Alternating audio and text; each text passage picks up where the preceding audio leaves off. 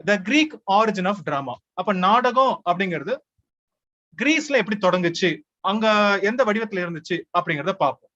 So கிரீக்ல வந்து என்ன அப்படின்னு சொன்னா, ஒரு திருவிழா மாதிரி. அதாவது என்ன திருவிழா அப்படின்னு சொன்னா, ஸ்பிரிங் சீசன்ல, வசந்த காலத்துல அவங்க என்ன பண்ணுவாங்க, அறுவடை பண்ணுவாங்க. முக்கியமா எதை அறுவடை பண்ணுவாங்கன்னா, கிரேப்ஸ், திராட்சை. அந்த திராட்சையை அறுவடை பண்ற அந்த ஒரு சீசன், முக்கியமான சீசன் அது. அந்த சீசன்ல வந்து யாருக்கு விழா எடுப்பாங்க அப்படின்னு சொன்னா, அவங்களோட காட் டைனிஷியஸ், DIONYSUS, அவருக்கு வந்து ஒரு விழா மாதிரி எடுப்பாங்க. டைனிஷியஸ் யாரு அப்படின்னு சொன்னா, காட் ஆஃப் வைன். ஓகேவா? அப்ப அந்த கிரேப்ஸ் அப்படிங்கிறது, அப்ப அந்த திராட்சை அறுவடை பண்ற சீசன்ல அவங்க வந்து அதுல வைன் மேக்கிங்கும் பண்றாங்க. ஓகேவா? அப்போ அந்த வைன் மேக்கிங் பண்றப்போ வந்து என்ன பண்ணாங்க, அப்ப யாருக்கு படைப்பாங்க அப்படின்னு சொன்னா, காட் டைனிஷியஸ்க்கு படைக்கிறாங்க. அப்ப அந்த ஒரு செலிப்ரேஷனுக்காக இதை வந்து போற்றும் விதமா என்ன பண்றாங்கன்னா, நாடகம் போடுவாங்க. ரைட்டா? இப்ப கூட நீங்க பாத்தீங்கன்னா, ஊர்ல திருவிழா அப்படின்னு சொன்னா ஒண்ணு வில்லு பாட்டு வைப்பாங்க, அப்படின்னா சில இந்த பக்கம் மேற்கு வந்தீங்கன்னா தெருக்கூத்து வைப்பாங்க இல்லையா? அந்தந்த ஊர்ல என்ன பண்ணுவாங்க அப்படின்னு சொன்னா, ஏதோ ஒரு கலை நிகழ்ச்சி வந்து நடத்துவாங்க. அதே போல கிரீக்ல வந்து இந்த அறுவடை சீசன்ல என்ன பண்றாங்கன்னு சொன்னா, நாடகம் போடுவாங்க. அந்த நாடகத்துக்கு முக்கியமா இது பேர் என்ன சொல்றாங்க, ஆகான் அப்படிங்கிறாங்க, AGON. அந்த வார்த்தைக்கு என்ன அர்த்தம் அப்படின்னு சொன்னா, ஆகான் அப்படின்னா கான்டெஸ்ட், போட்டி அப்படின்னு அர்த்தம். சரியா? அப்ப என்ன போட்டி அப்படின்னு சொன்னா, நாடக போட்டி. அப்ப ஊர்ல இருக்கிற முக்கியமான ஆளுங்க, முக்கியமான பிளே ரைட்லாம் வந்து கலந்துப்பாங்க. இதுல யாரு டைட்டில் வின் பண்றாங்களோ அவங்களுக்கு வந்து ரொம்ப கௌரவமா வந்து பெருமைப்படுவாங்க. அது இப்ப எந்த காலகட்டத்தில் நடக்கு அப்படின்னு சொன்னா, பிஃபோர் காமன் எரா, கிறிஸ்டியன் எராக்கு முன்னாடி 5வது நூற்றாண்டுல நடக்குது. அதுக்கு முன்னாடி நடக்குதுங்க. சோ இதுதான் வந்து ஆரிஜின். ரைட்டா? சோ இப்படிதான் வந்து இந்த நாடகம். அப்புறம் இது பாத்தீங்கன்னா, இங்க ஸ்கிரீன்ல பாக்குறது தியேட்டர் ஆஃப் டைனிஷியஸ். கிட்டத்தட்ட வந்து 14,000 பேர் உட்கார்ந்து பார்க்கக்கூடிய ஒரு இடம். சோ இந்த இடத்துல தான் பாத்தீங்கன்னா அவங்க வந்து நாடகம் போடுவாங்க. சோ இந்த நாடகத்துல வெற்றி பெறவங்களுக்கு வந்து பரிசும் வழங்கப்படும். சரியா? சோ அப்படி ஒரு திருவிழாவுக்காக போடப்பட்டதுதான் வந்து நாடக வடிவில வருது. முக்கியமா ஒரு கடவுளுக்காக போடப்பட்டதா இருக்கு. சோ இதுல இந்த கிரீக்ல அப்போ அந்த பழைய காலத்துல வந்து பாத்தீங்கன்னா, இந்த 5ஆம் நூற்றாண்டுல, முக்கியமா இந்த பிஃபோர் காமன் ஏரால பாத்தீங்கன்னா, யாரு முக்கியமான டிராமாட்டிஸ்ட் அப்படின்னு சொன்னா, கிரீக் அப்படின்னாலே இந்த 5 பேர் வந்து ஞாபகம் வச்சுக்கோங்க. நம்பர் 1 வந்து ஈஸ்சிலஸ், AESCHYLUS. ஈஸ்சிலஸ் அப்படின்னு சொன்னா அவரோட முக்கியமான ஒரு பிளே வந்து பாத்தீங்கன்னா, ப்ரொமீத்தியஸ் பவுண்ட் அப்படின்னு ஒரு பிளே. ப்ரொமீத்தியஸ் நீங்க கேள்விப்பட்டிருப்பீங்க, ஒரு கிரீக் கடவுள். அவரு ஃபயர், தீக்கு. அவர் என்ன பண்ணுவாரு, ஜூஸ் அப்படிங்கிற ஒரு மிகப்பெரிய கடவுள், அவர்கிட்ட இருந்து தீயை திருடிட்டு வந்து மக்களுக்கு கொடுப்பாரு, சாதாரண மக்களுக்கு. அப்ப அந்த தீயை வந்து திருடிட்டு வந்ததுனால, இப்படி கொடுத்ததுனால என்னன்னா அவருக்கு கோவம் வந்துடும் ஜூஸ்க்கு. அவர் என்ன பண்ணுவாரு, இந்த ப்ரொமீத்தியஸ் வந்து பாறை மேல கட்டி போட்டுட்டு ஒரு தண்டனை கொடுப்பாரு. என்ன கொடூரமான தண்டனை அப்படின்னு சொன்னா, தினமும் வந்து அந்த லிவர், அதை வந்து திங்கிறதுக்கு வந்து ஒரு கழுகு வரும். அது திங்கும். திங்கினதுக்கு அப்புறம் திருப்பியும் பாத்தீங்கன்னா அடுத்த நாள் அந்த லிவர் வந்து திருப்பியும் வளரும். சோ இது வந்து எட்டர்னல் பனிஷ்மெண்ட். இதுக்கு வந்து முடிவே கிடையாது. தினமும் வந்து உயிரோட இருக்கிறப்பமே அது வளரும், அது வந்து தின்னும். இதான் வந்து அவனுக்கு பனிஷ்மெண்ட், அவன் தீயை திருட்டு போனது. சோ அந்த ஒரு கொடூரமான விஷயத்தை தான், அந்த ஒரு பனிஷ்மெண்ட் தான் வந்து அவர் ஒரு நாடகமா போடுறாரு. ரைட்டா? அத வந்து ப்ரொமீத்தியஸ் பவுண்ட் அப்படின்னு சொல்லிட்டு. அதுக்கப்புறம் இது வந்து அவரோட ட்ரிலாஜி, தி ஒரெஸ்டியா ட்ரிலாஜி. ட்ரிலாஜி அப்படின்னா 3 இல்லையா? 3 ஒர்க்ஸ் இருக்கும். இப்ப என்னன்னா, இதுல முதல் ஒர்க் வந்து ஆகமெம்னான், அதாவது கொஞ்சம் ஹோமரோட இலியட் அந்த ஒரு எபிக்க சம்பந்தப்பட்டது, ஆகமெம்னான் அவரை பத்தி. இப்ப நீங்க என்ன பண்ணலாம் அப்படின்னு சொன்னா, நான் 1 சொல்லிட்டேன், இன்னும் 2 என்ன, அதாவது ஆகமெம்னான் அப்படிங்கிறது ட்ரிலாஜில மொத 1, இன்னும் 2 இருக்கு. சரியா? அது என்னன்னு கண்டுபிடிங்க, காமெண்ட் பாக்ஸ்ல போடுங்க. அகாடமி ஸ்டூடெண்ட்ஸ் வந்து நோட்ஸ்ல இருக்கும், நோட்ஸ்ல செக் பண்ணி பாருங்க. சரியா? சோ உங்களோட இது ஒரெஸ்டியா ட்ரிலாஜியோட மத்த 2 என்னன்னு பாருங்க. ரைட்டா? சோ அவரோட ஃபேமஸ் பிளே ப்ரொமீத்தியஸ் பவுண்ட். ஆனா இதுல வந்து தனியா 3 இருக்கு. அதுல 1 நான் சொல்லிட்டேன், இன்னும் 2 வந்து கண்டுபிடிங்க. அதே போல சாஃபக்கிள்ஸ் இன்னும் மிகப்பெரிய ஒரு ஒரு பிளே ரைட். ரைட்டா? அவர் வந்து துன்பவியல், அதாவது இப்ப நீங்க ஸ்கிரீன்ல பாத்தீங்கன்னு சொன்னா, ஃபர்ஸ்ட் 3 பேர் வந்து டிராஜடியன்ஸ். எல்லாமே பாத்தீங்கன்னா கொஞ்சம் துன்பவியல் நாடகம் அப்படிம்பாங்க, டிராஜடி. இதுக்கெல்லாம் ஃபாதர் யாருன்னு சொன்னா ஏஸ்சிலஸ் சொல்றாங்க. ஏஸ்சிலஸ் அப்படிங்கிறது the father of Greek tragedy அப்படின்னு சொல்றாங்க. அதுக்கு அடுத்ததுதான் சாஃபக்கிள்ஸ்.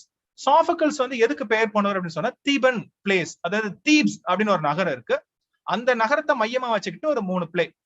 ரைட்டா? அதுல முக்கியமான பிளே நம்ம எல்லாருக்கும் தெரியும், Oedipus Rex, OEDIPUS. So Oedipus Rex, Rex அப்படின்னா கிங்னு அர்த்தம். கிங் ஈடிபஸ் அவரை பத்தி அந்த பிளே எல்லாருக்கும் பரிச்சயமான பிளே. அதுல என்ன பண்ணுவாரு, அவருக்கு ஒரு ஃபேட், ஒரு விதி என்ன அப்படின்னு சொன்னா, தன்னோட தகப்பனை கொண்டுட்டு தாயை கல்யாணம் பண்ணிக்கணும் அப்படிங்கிற மாதிரியான ஒரு விதி இருக்கும். அது கடைசியில வந்து தன்னோட தாயை தானே கல்யாணம் பண்ணிட்டுமே தெரிஞ்சதுக்கு அப்புறமா என்ன ஆகுது, அப்புறம் தாய் என்ன படிக்கிறாங்க அப்படிங்கிறது தான் ஒரு கதை. சோ இதை வந்து இந்த இதை பேஸ் பண்ணி தான் ஃப்ராய்டு, சிக்மண்ட் ஃப்ராய்டு என்ன சொல்றாரு, ஈடிப்பல் காம்ப்ளெக்ஸ் அப்படிங்கிற ஒரு கான்செப்டை உருவாக்குறாரு. அது என்ன அப்படின்னு சொன்னா, அந்த மகனுக்கும் தாய்க்கும் உள்ள ஒரு பாச பிணைப்பு, அதை வந்து அவர் இந்த கதையில இருந்தா எடுக்கிறாரு. சரியா? சோ மேல உள்ளது போல இங்கேயும் தீபன் பிளேஸ் அப்படின்னா மூணு பிளே வரும். ஒரு பிளே வந்து நான் சொல்லிட்டேன், இன்னும் 2 பிளே என்ன அதுல இன்னொன்னு வந்து இன்னும் ரொம்ப ஃபேமஸ். ஒரு பெண், அதாவது ஈடிப்பஸோட பொண்ணு, அவ பொண்ணு வந்து என்ன பண்ணுவான்னா, இவனுக்கு அப்புறம் என்ன பண்ணுவான்னா, பிரதர்ஸ் 2 பேரும் அடிச்சுக்கிட்டு ஒருத்தன் இறந்து போயிடுவான். அவனுக்காக என்ன பண்ணுவா அப்படின்னு சொன்னா, அவளை புதைக்க விட மாட்டாங்க. அப்போ ஒரு மண்ணு தூவிட்டு போவா. அவளோட பேர் என்ன, அதுதான் அந்த பிளேவோட பேரும். அதுக்கப்புறம் இன்னொரு பிளே. சோ ஒரு பிளே ஈடிபஸ் ரெக்ஸ், அதுக்கு முன்னாடி என்ன பிளே, அதான் ஆர்டர்ல அப்படிதான் வருது அது. அதுக்கப்புறம் இன்னொரு பிளே என்னன்னு சொல்லிட்டு சொல்லுங்க. சரியா? சோ இப்ப நம்ம ஈஸ்டிலஸ் ஃபாதர் ஆஃப் கிரீக் ட்ராஜடி பார்த்தோம். அதுக்கப்புறம் சாஃபோக்கிள்ஸ் பார்த்திருக்கோம். அப்ப என்ன பண்ணுங்கன்னா, ஒவ்வொருத்தரையும் பத்தி நீங்க பரிச்சயமா தெரிஞ்சுக்கணும், வினோதமா நினைக்க வேணாம். அவங்கள பத்தி ஏதாவது ஒரு கதையை தெரிஞ்சுக்கங்க. இப்ப ஈஸ்டிலஸா ப்ரோமீத்தியஸ் பவுண்ட், சாஃபோக்கிள்ஸா ஈடிபஸ் ரெக்ஸ், அதே பேரு யூரிபிடிஸ். அப்ப இது 3வது ட்ரெஜடியன். இவருக்கு எதுக்கு ஃபேமஸ் அப்படின்னு சொன்னா, பெண்களை மையமா வச்சுக்கிட்டு கதை போடுறவர், ஒரு நாடகத்தை உண்டு பண்ணக்கூடியவர். அதுக்குன்னு பெண்களை தூக்கி போட்டுற மாதிரியும் இருக்காது, ஆனா பெண்களை மையமா வச்சுதான் இருக்கணும். பாத்தீங்கன்னா மெடேயா அப்படிங்கிற ஒரு பிளே, இல்ல எலக்ட்ரா, இதுல இருந்து எலக்ட்ரா காம்ப்ளெக்ஸ் அப்படின்னு ஒரு கான்செப்டும் வருது. ரைட்டா? சோ எலக்ட்ரா காம்ப்ளெக்ஸ் அப்படின்னா அப்பாவுக்கும் பொண்ணுக்கும் உள்ள ஒரு பந்தம், அதை பத்தி சொல்லியிருப்பாரு. ஆனா அந்த டேர்மை காயின் பண்ணது வந்து இன்னொரு ஒரு சைக்கானலிஸ்ட், யாருன்னு சொன்னா கால் யூங், JUNG. நம்ம ஏற்கனவே வந்து லிட்டரரி தியரியில அதை பார்த்தோம். சரியா? சோ இது 3. அதுக்கு அடுத்தது பாத்தீங்கன்னா காமெடி. அப்போ ட்ராஜடின்னு சொன்னா இவங்க 3 பேரு, அவங்களோட பிளேஸ் பார்க்கிறோம். காமெடி அப்படின்னு சொன்னா அரிஸ்டோபேன்ஸ். அரிஸ்டோபேன்ஸ் வந்து ஃபாதர் ஆஃப் கிரீக் காமெடி. ஏன் அப்படின்னு சொன்னா, இது வந்து ஓல்டு காமெடி அப்படின்னு ஒண்ணு இருக்கு, நியூ காமெடின்னு ஒண்ணு இருக்கு. அரிஸ்டோபேன்ஸ் வந்து ஓல்டு காமெடி கூட சம்பந்தப்பட்டது. அது என்ன ஓல்டு காமெடி? ஓல்டு காமெடி அப்படின்னு சொன்னா, மக்களுக்கு அதாவது தெரிஞ்ச ஆளுங்க, பப்ளிக் ஃபிகர்ஸ், இல்லைன்னா பப்ளிக்ல இல்ல ஒரு பொலிட்டிக்கல் ஈவெண்ட், இல்ல பொலிட்டிக்கல் ப்ராப்ளம், இதை அட்ரஸ் பண்ணி அதை கிண்டல் பண்ணக்கூடியது, ஒரு நையாண்டி பண்ணக்கூடியதுதான் அவரோட பிளேஸ் இருக்கும். இப்ப எக்ஸாம்பிள் பாத்தீங்க, இதுக்கு முடிஞ்ச ஆன்சர் பண்ணுங்க. த கிளவுட்ஸ் அப்படிங்கிற பிளே, அந்த பிளேல பாத்தீங்கன்னா ஒரு மிகப்பெரிய ஒரு பிலாசபர் வந்து கிண்டல் பண்ணிருப்பார். யார் அந்த பிலாசபர்? அந்த பிலாசபர் பாத்தீங்கன்னா அவருக்கு ஒரு மெத்தட் இருக்கு. அவர் வந்து டீச்சிங்க்கு ரொம்ப ஃபேமஸ். அவரோட மெத்தட் வந்து இலன்கஸ் அப்படிமாங்க, ELUNCHUS. அது என்னன்னா, கேள்வி கேட்பாரு, நம்ம பதில் சொல்லுவோம். இந்த கேள்வி பதில வச்சுக்கிட்டே வந்து அவர் என்ன பண்ணுவாருன்னா நம்மள மடக்குவார். அதுதான் ஒரு டீச்சிங் மெத்தட் அவர் ஃபாலோ பண்ணாரு. மிகப்பெரிய ஒரு பிலாசபர், கிரீக் பிலாசபர். அவரையே வந்து இவர் என்ன பண்ணிருப்பாருன்னா, இல்ல அந்த பிலாசபர் யாரு அப்படின்னு சொல்லிட்டு பதில் சொல்லுங்க. இல்லைன்னா இந்த பிளேவை போட்டு இன்னைக்கு போய் பாருங்க, த கிளவுட்ஸ் அரிஸ்டோபேன்ஸ் அப்படின்னு சொல்லிட்டு அதோட கதையை பாருங்க. அந்த கதையை பார்த்தாலும் உங்களுக்கு தெரியும். சில சமயம் இப்படி ஒரு டைரக்டான கேள்வியோட கேட்டுருவாங்க, எந்த பிளேல யாரை ஒரு கிண்டல் பண்ணாரு அப்படின்னு கூட கேட்கலாம். அப்போ கிளவுட்ஸ்ல எந்த பிலாசபரை கிண்டல் பண்றாருன்னு பதில் சொல்லுங்க. அடுத்தது ஃப்ராக்ஸ் பாத்தீங்கன்னா யாரை கிண்டல் பண்றாருன்னா, யூரிபிடிஸ், மேல பாக்குறீங்க இல்லையா, அங்க. சோ இந்த ஃப்ராக்ஸ் வந்து ஒரு இன்ட்ரெஸ்டிங்கான ஒரு பிளே. என்ன ஆகும் அப்படின்னு சொன்னா, டைனீஷியஸ் காட் இருக்கார் இல்லையா, வைன் காட், அவர் என்ன பண்றாரு, இவங்க எல்லாம் இறந்து போயிடுறாங்க, இந்த ட்ரெஜிடியன்ஸ் எல்லாம், ஏஸ்டிலஸ், சாஃபோக்கிள்ஸ், யூரிபிடிஸ் எல்லாம் இறந்து போயிடுறாங்க. அதனால நாட்டுல வந்து மக்களுக்கு கருத்து சொல்றதுக்கு ஆள் இல்ல. அதனால அவர் என்ன பண்ணாரு, ஹெர்குலிஸ் மாதிரி வேஷம் போட்டுக்கிட்டு, டிஸ்கைஸ் பண்ணிக்கிட்டு அண்டர் கிரவுண்டுக்கு போறாரு. அதாவது கீழ உலகத்துக்கு போறாரு, ஹேட்ஸ்க்கு போறாரு. அங்க போயிட்டு வந்து எப்படியாட்டும் வந்து யாராவது, அவர் வந்து யூரிபிடிஸை கூப்பிடணும் தான் போனாரு. ஆனா அங்க வந்து யூரிபிடிஸ்க்கும் ஏஸ்டிலஸ்க்கும் ஒரு விவாதம் போகுது. விவாதத்தின் முடிவில் என்ன பண்றாரு, யூரிபிடிஸ் வேலைக்கு ஆக மாட்டான் அப்படின்னு சொல்லிட்டு ஏஸ்டிலஸ், ஃபாதர் ஆஃப் கிரீக் ட்ராஜடி, அவரு வந்து திருப்பி உலகத்துக்கு மேல கூட்டி வர மாதிரியான முடியும். சோ அப்படிதான் வந்து இந்த ஃப்ராக்ஸ் அப்படிங்கிறது முடியுது. சரியா? சோ இதுவும் பாத்தீங்கன்னா பப்ளிக் ஃபிகர் யூரிபிடிஸை கிண்டல் பண்ற மாதிரி இருக்கு. சோ அரிஸ்டோபேன்ஸோட காமெடி வந்து ஓல்டு காமெடி. இந்த மாதிரி பப்ளிக் ஃபிகர்ஸ் இல்ல ஒரு இஷ்யூ, அதை வந்து நையாண்டி பண்ற மாதிரி இருக்கும். அதுக்கப்புறம் மெனாண்டர் அவர் வராரு கொஞ்ச காலத்துக்கு அப்புறமா. அவரோடது வந்து எது கூட நம்ம அசோசியேட் பண்ணிக்கிறோம்னா நியூ காமெடி. நியூ காமெடி பாத்தீங்கன்னா வேறுபடும். நியூ காமெடிங்கிறது ஒரு பர்சனல் லைஃப், ஒரு அன்றாட மக்கள், பப்ளிக் ஃபிகர்ஸ் இல்ல, சாதாரண மக்கள் பண்ணக்கூடிய தப்பு இல்ல அவங்களோட குணாதிசயம், அதை வந்து நக்கலா வச்சுக்கிட்டு எழுதுறது. சோ அவரோட 2 ஒர்க் மட்டும் இங்க கொடுத்திருக்கோம். ஆஸ்பிஸ், ASPS அப்படின்னா the shield அப்படின்னு அர்த்தம். அதுக்கப்புறம் வந்து டிஸ்கோலாஸ், DYSKOLOS அப்படின்னா மிசான்த்ரோப், கஞ்சன் இல்ல, சாரி இந்த இடத்துல மிசான்த்ரோப் அப்படின்னா மனுஷங்களை வெறுக்கிறவன் அப்படின்னு சொல்லுவாங்க, மனித குலத்தையே வெறுக்கக்கூடிய ஒரு ஆள் இல்லையா, மிஸ் ஆந்த்ரோப் அப்படின்னு சொல்லிட்டு. சோ இத மாதிரி ஒரு பர்சனல் கேரக்டரை கிண்டல் பண்ற மாதிரி வந்து இவர் எழுதுவார். சோ அப்போ கிரீக் பிளே ரைட்ஸ் அப்படின்னு சொன்னா இந்த 5 பேரை நீங்க பாத்துக்கிட்டா போதும். நீங்க பண்ண வேண்டியது ஒவ்வொருத்தரோட ஒவ்வொரு பிளேவை பத்தி நீங்க வந்து ஒரு சம்மரி பாத்துக்கிட்டாலோ இல்ல அவங்க மத்த பிளேவை பத்தி டீடைலா பாத்துக்கிட்டாலே போதும். கேள்வி வந்து இதுல இருந்தே வந்துடும். சோ பொதுவா இப்போதைக்கு பாத்தீங்கன்னு சொன்னா பழைய பிளேஸ்ல இருந்து இல்ல இந்த மாதிரி கிளாசிக்கல் பிளேஸ்ல இருந்து கொஸ்டின்ஸ் வருது. அதனால கண்டிப்பா இதுல 5 பேர்ல ஏதாவது ஒரு பிளேயர் இருந்து ஏதாவது ஒரு கேள்வி வரும். அதனால இதுல போய் பாத்துக்கணும். சரியா?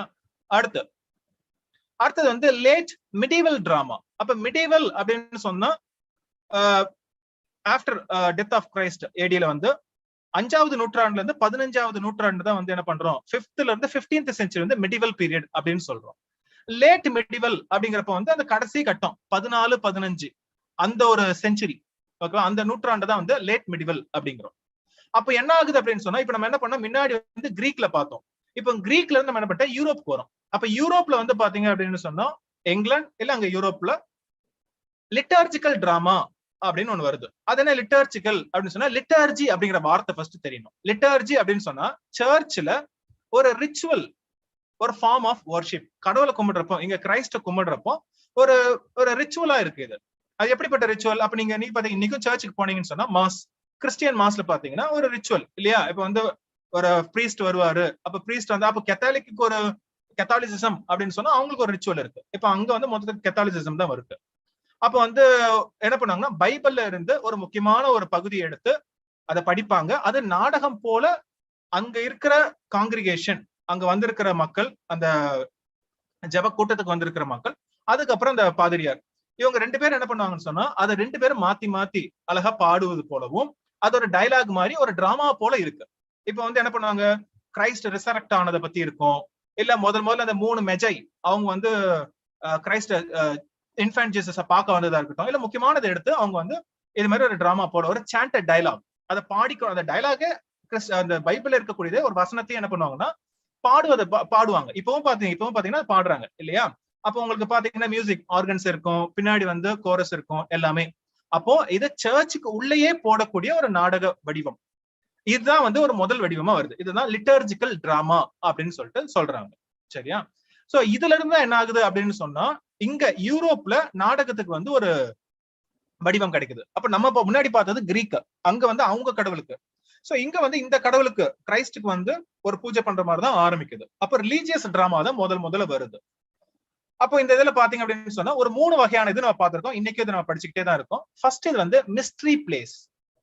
மிஸ்ட்ரி பிளேஸ் என்ன பண்ணும் அப்படின்னு சொன்னா பைபிள்ல இருக்கிற ஒரு சீனையோ இல்ல ஒரு அல்ல பைபிள்ல என்ன குறிப்பிட இருக்கோ, அது நியூ டெஸ்டமெண்ட் ஓல்டு டெஸ்டமெண்டா இருக்கட்டும், அதுல இருக்கிற முக்கியமான பகுதிகள் அதை எடுத்து அந்த ஒரு சீன் இல்ல ஒரு அந்த அதை மட்டும் ஒரு தொகுத்து ஒரு நாடகமா போடுவாங்க. சரியா? அப்ப இந்த பேர் கொஞ்சம் நீங்க தப்பா நினைச்சு கூடாது. மிஸ்ட்ரி அப்படின்னா இங்க மர்மம் கிடையாது, நல்லா புரிஞ்சுக்குங்க. மிஸ்ட்ரி அப்படிங்கிறது அந்த காலகட்டத்துல 14th 15th சென்ச்சுரி அந்த வார்த்தை எதை குறிக்குது அப்படின்னு சொன்னா வணிகர்கள் இருக்காங்க இல்லையா, ட்ரேட் யூனியன்ஸ், அந்த இடத்துல ட்ரேட் கில்ட் அப்படிம்பாங்க, GUILD. அந்த ட்ரேட் கில்டு தான் வந்து மிஸ்ட்ரி அப்படிங்கிறாங்க. அப்ப இந்த பிளேஸ் நாடகத்தை போடுறது யாரு, இதுக்கு யாரு ஸ்பான்சர் பண்றா அப்படின்னு சொன்னா அப்ப அந்த காலத்துல சர்ச் இருக்கு, ஒரு ஊர்ல சர்ச் இருக்கு அப்படின்னு சொன்னா அங்க இருக்கிற வணிகர்கள் வந்து என்ன பண்ணுவாங்கன்னா ஸ்பான்சர் பண்ணுவாங்க. எப்பா இது மாதிரி வந்து கிறிஸ்துமஸ் வருதா இல்ல ஈஸ்டர் வருதா அப்படின்னு சொன்னா ஒரு முக்கியமான பண்டிகை அன்னைக்கு அங்க இருக்கிற வணிகர்கள் வந்து என்ன பண்றாங்கன்னா காசு கொடுக்குறாங்க. அந்த காசு அவங்க வந்து என்ன பண்றாங்க, அவங்க சார்பா இந்த நாடகங்கள் போடப்படுது. ஏன்னா இப்பவும் பாத்தீங்க அப்படின்னு சொன்னா ஊர்ல திருவிழாவா உடனே என்ன பண்ணுவாங்க, அங்கங்க முக்கியமா ஒரு பஜார்லாம் இருந்துச்சுன்னா அந்த இடத்துல போயிட்டு நிதி கேட்பாங்க, இல்ல அவங்களாம் வந்து முன்ன வந்து கொடுப்பாங்க. அதே போல இவங்க நடத்துறாங்க. ரைட்டா? அந்த ட்ரேட் கில்டு தான் வந்து மிஸ்ட்ரி அப்படிங்கிறாங்க. அவங்க ஸ்பான்சர் பண்ண போடக்கூடிய பிளே. அப்ப இதுல வந்து ஒரு முக்கியமான ஒரு பிளேஸ் வந்து வேக்ஃபீல்டு பிளேஸ் அப்படின்னு ஒரு கலெக்ஷன் இருக்கு.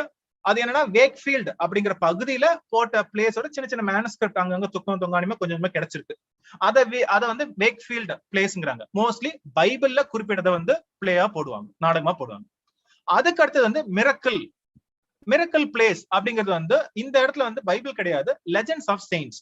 அப்ப அந்தந்த ஊர்ல அங்கங்க பாத்தீங்கன்னு சொன்னா செயின்ட்ஸ் இருப்பாங்க, துறவிகள் இருப்பாங்க. அந்த துறவிகளை பத்தியான கதைகள், அவங்க நிகழ்த்திய மிரக்கல்ஸ், அற்புதங்கள், அதை வந்து நாடகமா போடுவாங்க. சோ இது வந்து அடுத்த கட்டம். அப்போ முதல்ல பைபிளை வச்சுக்கிறோம், அதுக்கப்புறம் வந்து இதே மாதிரி மிரக்கல் அதிசயத்தை எங்கேயாட்டு நிகழ்ந்திருக்கும். அப்ப எக்ஸாம்பிள் பாத்தீங்கன்னா இந்த இது வந்து பிரான்ஸ்ல பாத்தீங்கன்னா ஒரு முக்கியமான ஒரு பிளே இருக்கு. அது என்ன, மிரக்கல்ஸ் ஆஃப் நாட்ரடாம். இன்னைக்கு நீங்க பாத்தீங்கன்னா பிரான்ஸ்ல பாரிஸ்ல நாட்ரடாம் அப்படிங்கிற ஒரு சர்ச் வந்து இன்னும் ஃபேமஸ். ரைட்டா? அங்க நடந்த மிரக்கல்ஸ் பத்தி ஒரு பிளே அப்படிங்கிற மாதிரி இருக்கு. அதுதான் மிரக்கல் பிளேஸ்க்கு ஒரு முக்கியமான ஒரு பிளேவா இருக்கு, மிரக்கல்ஸ் ஆஃப் நாட்ரு டேம் அப்படிங்கிறது. அடுத்தது மொராலிட்டி பிளே. இப்போ என்ன பாத்தீங்கன்னா அந்த பரிமாணத்தை நீங்க பார்க்கலாம், கொஞ்சம் கொஞ்சமா வந்து எவால்வ் ஆயிட்டே வருது. அதுக்கப்புறம் என்ன பண்றாங்க அப்படின்னு சொன்னா மொராலிட்டி இல்லையா, ஒழுக்கத்தை பத்தி போடக்கூடிய ஒரு நாடகம். அப்ப ஒழுக்கத்தை பத்தி மக்களுக்கு, சாதாரண மனிதனுக்கு சொல்லணும் இல்லையா, அப்ப எப்படி சொல்றது? அப்ப முதல்ல பைபிள்ல சொன்னாங்க, அடுத்தது வந்து துறவிகளை பத்தி சொன்னாங்க. அதுக்கப்புறம் என்ன பண்றாங்க அப்படின்னு சொன்னா அந்த ஒரு மோரல், அதாவது கிறிஸ்டியன் மொராலிட்டி இருக்கும், அது எப்படி போடுவாங்கன்னா ஆலிகரி. ஆலிகரி அப்படின்னு சொன்னா ரெண்டு கதை அம்சம் இருக்கும். அதாவது பாக்குறதுக்கு வந்து ஒரு சாதாரண கதை மாதிரி இருக்கும், கீழே வந்து இன்னொரு லேயர் ஆஃப் சிம்பாலிக்கா ஒரு கதை இருக்கும். அப்ப மேல வந்து ஒரு சாதாரண மனுஷன் போற மாதிரி இருக்கும், அது பார்த்தா கடவுள் நோக்கி பயணம். அப்ப இதுல வந்து சிம்பிள்ஸ் அதிகமா இருக்கும். அப்ப இந்த ஆள் வந்து ஒரு தெய்வத்துக்கு இருக்கும், இல்ல இல்ல இதுல கேரக்டர் பாத்தீங்கன்னா ஈவில் குட் அப்படின்னு கேரக்டர்ஸ் வரும், இல்ல அந்த இது பாத்தீங்கன்னா 7 டெட்லி சின்ஸ் அதுவே வந்து கேரக்டரா வரும். சோ இதெல்லாம் கேரக்டரா வந்து சிம்பிளா ஃபங்க்ஷன் ஆகும். அப்ப அந்த 7 டெட்லி சின்ஸ் வந்து, அதாவது ரொம்ப கிளட்டனி இல்லையா, ரொம்ப அதிகமா திங்கக்கூடாது, இல்ல காமத்துக்கு அடி பண்ணக்கூடாதுன்னு 7 சென்ஸ் இருக்கு. அதுங்களே கேரக்டரா வந்து சிம்பிளா ஃபங்க்ஷன் ஆகி ஒரு மனுஷனை டார்ச்சர் பண்ற மாதிரி இருக்கும். அவன் அதுகிட்ட மாட்டிக்கிட்டானா விடுவிக்கிறானா அப்படிங்கிறத கதைக்கு போகும். இது வந்து ஒழுக்கத்தை கத்துக் கொடுக்குற மாதிரி இருக்கும். இது வந்து மொராலிட்டி பிளேஸ். ரொம்ப ஃபேமஸான பிளே வந்து எவ்ரி மேன். அப்ப இதெல்லாம் எழுதுறது யாரும் நம்மளுக்கு தெரியாது, அனானிமஸ், நம்மளுக்கு ஒர்க் கிடைக்கல, பட் இதுதான். அப்ப இதை வந்து கன்ஃபியூஸ் ஆகாதீங்க. மிஸ்ட்ரினா அர்த்தம் தெரிஞ்சதுன்னா ஈஸியா ஞாபகம் வச்சுக்கலாம். மிரக்கிள், மொராலிட்டி, அதுக்கு அர்த்தம் தெரிஞ்சா. இதுதான் வந்து நாங்க முக்கியமா இந்த ப்ரொஃபசர் அகாடமில யோசிச்சோம். அதாவது தமிழ்ல நடத்துறப்ப இதெல்லாம் எவ்வளவு சாதாரணமா இருக்கு அர்த்தம் தெரிஞ்சா. இதை இங்கிலீஷ்ல ஏதோ பூதாகரமா பெருசா நடத்தி காமிச்சிருப்பாங்க இல்லையா. அதுக்கப்புறம் வந்து பாத்தீங்கன்னா இப்ப இங்கிலீஷ்ல அது மாதிரி ஒரு மொராலிட்டி பே தான் தொடக்கமா இருக்கு டிராமாக்கு. அது என்னன்னு சொன்னா டாக்டர் ஃபாஸ்டஸ், கிறிஸ்டபர் மார்லோட டாக்டர் ஃபாஸ்டஸ், எலிசபெத்தன் ஏஜ்ல.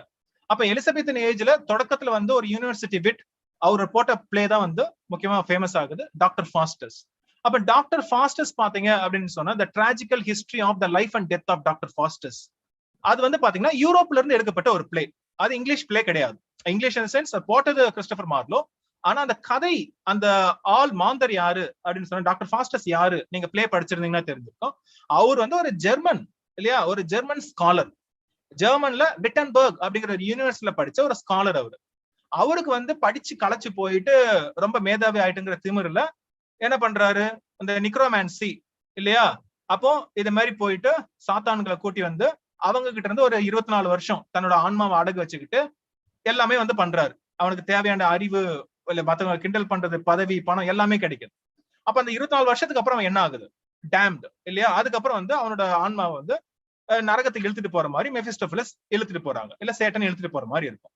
அப்ப இது வந்து சொல்ல, அப்ப ஆசைப்பட்டா என்ன ஆகும். அப்ப இது ஒரு மொராலிட்டி பிளேவை பேஸ் பண்ணி எழுதப்பட்ட ஒரு டிராமா. அப்புறம் இன்னொன்னு பாத்தீங்கன்னா இதுல கதை வந்து அங்க இருந்த ஜெர்மன், யூரோப்ல இருந்து எடுக்கப்பட்டது, ஒரு ஜெர்மன் ஸ்காலர். அப்ப முதல்ல தொடக்கத்துல பாத்தீங்கன்னா இங்கிலாந்துல வந்த பிளேஸ் எல்லாம் யூரோப்போட சாயல் ஒண்ணு இருக்கும். ஹாம்லெட்டும் கூட, ஹாம்லெட் அப்படிங்கிற கேரக்டர் வந்து இங்கிலீஷ் கிடையாது. ஹாம்லெட்டும் பாத்தீங்கன்னா ஒரு ஜெர்மன் ஸ்காலர், அவன் விட்டன்பர்க் யூனிவர்சிட்டியில படிக்கிறான், ரைட்டா. அப்புறம் தான் டென்மார்க்கோட பிரின்ஸ் அவன். அப்ப எல்லாமே அங்க இருந்து எடுக்கப்பட்டதா இருக்கு. அதுக்கப்புறம் தான் இங்கிலீஷ், அதாவது பிரிட்டிஷ் வந்து தனக்குன்னு ஒரு பிளே வந்து உருவாக்கிக்கிறாங்க. சோ அதுக்கு ஷேக்ஸ்பியர் ஒரு முக்கியமான காரணமா இருக்கிறார். சரி, அடுத்தது பார்ப்போம். சோ அடுத்த எவல்யூஷன் அப்படின்னு சொன்னா செனேக்கன் டிராஜடி. அது என்ன செனேக்கன் டிராஜடி? செனேக்கன் அப்படின்னு சொன்னா ரிவெஞ்ச் டிராஜடி, வஞ்சம், அதாவது பழி தீர்த்த அந்த படலங்கிற மாதிரி. அப்ப இது யாரு, ஏன் இந்த பேர் வச்சாங்க அப்படின்னு சொன்னா செனேக்கா அப்படின்னு சொல்லிட்டு ஒரு ரோமன் பிளே ரைட், பிலாசபர் இருக்கிறாரு. அவரோட நாடகங்கள் எப்படி இருக்குன்னா இதே மாதிரி பழிவாங்குத பத்தி இருக்கும். யாருக்காட்டும் ஒரு தவறு செஞ்சிருப்பாங்க. இன்னைக்கும் கூட பாத்தீங்கன்னா இந்த படங்கள்ல பாத்தீங்கன்னா யாரோ ஒருத்தர் வந்து என்னைக்கோ வஞ்சித்திருப்பாங்க, ஒரு ரிவெஞ்ச் எடுக்கிறதா வந்து இன்னைக்கும் அந்த கதை வந்து ஃபேமஸ் தான் எல்லார்கிட்டையும். அந்த இதை அறிமுகப்படுத்துறது இவர் தான். அப்ப இந்த ரிவெஞ்ச் ரத்தம் தெரிக்கும், குத்தி கொலை பண்றது எல்லாமே இருக்கும், ஆனா மேடையில காமிக்க மாட்டாங்க, அந்த இது இருக்கும். சோ அப்போ செனேக்காவோட முக்கியமான பிளே பாத்தீங்கன்னா ஹெர்குலிஸ், மெடேயா, அதுக்கப்புறம் வந்து திசட்டிஸ், THYESTS, திசஸ்டிஸ். ஓகேவா, அது கொஞ்சம் ப்ரொனன்சியேஷன் கொஞ்சம் முக்கியமானதா இருக்கு, திசஸ்டிஸ். சரி, இது அப்ப இதை தழுவி என்ன பண்றாங்க அப்படின்னு சொன்னா பிரிட்டன்ல 2 பேர் போடுறாங்க, நார்டன் அண்ட் சாக்வில். அவங்களோட ஒரு முக்கியமான பிளே கார்படாக் 1561ல வெளியே வருது, GORBODUC. கார்படாக் ஏன் முக்கியம் அப்படின்னு சொன்னா இதுதான் இங்கிலீஷ்ல வந்த முதல் tragedy, the first English tragedy அப்படின்னு சொல்லி போட்டக்கூடிய ஒரு பிளே.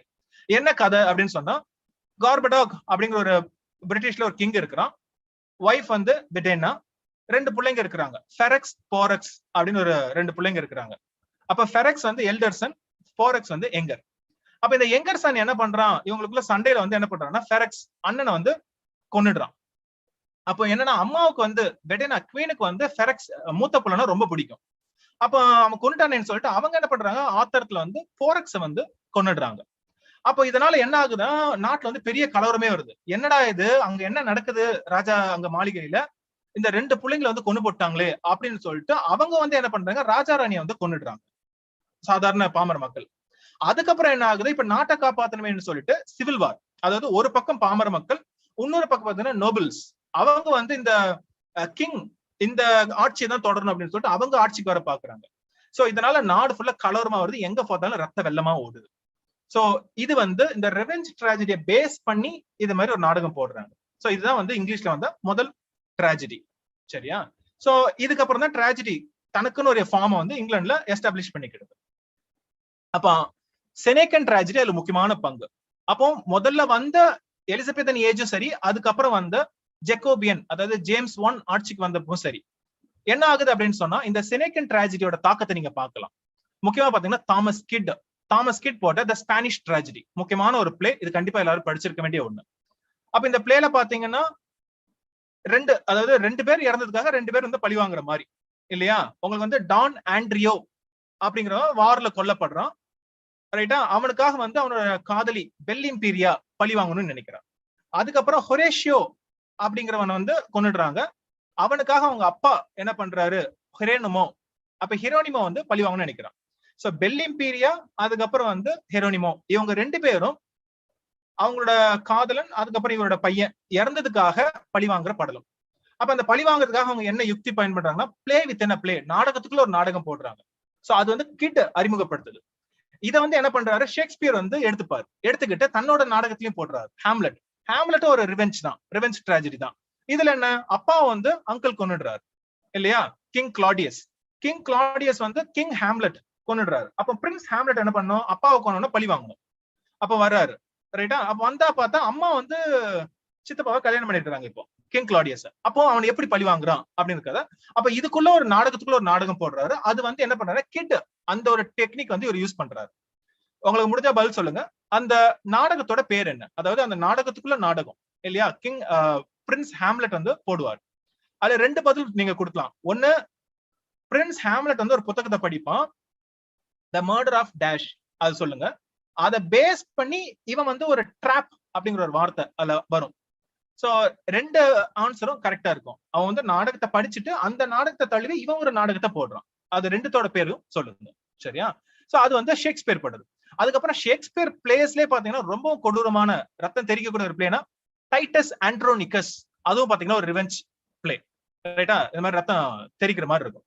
அதுக்கு அடுத்த காலகட்டம் இந்த எலிசபெத்தன் ஏஜுக்கு அப்புறமா உங்களுக்கு வந்து ஜெக்கோபியன் ஏஜ் வருது, ஜேம்ஸ் 1 ஆட்சிக்கு வராரு. அவர் காலகட்டத்தில் வந்த பிளே இந்த தொடருது, இதே இந்த செனேக்கன் ட்ராஜடி தொடருது.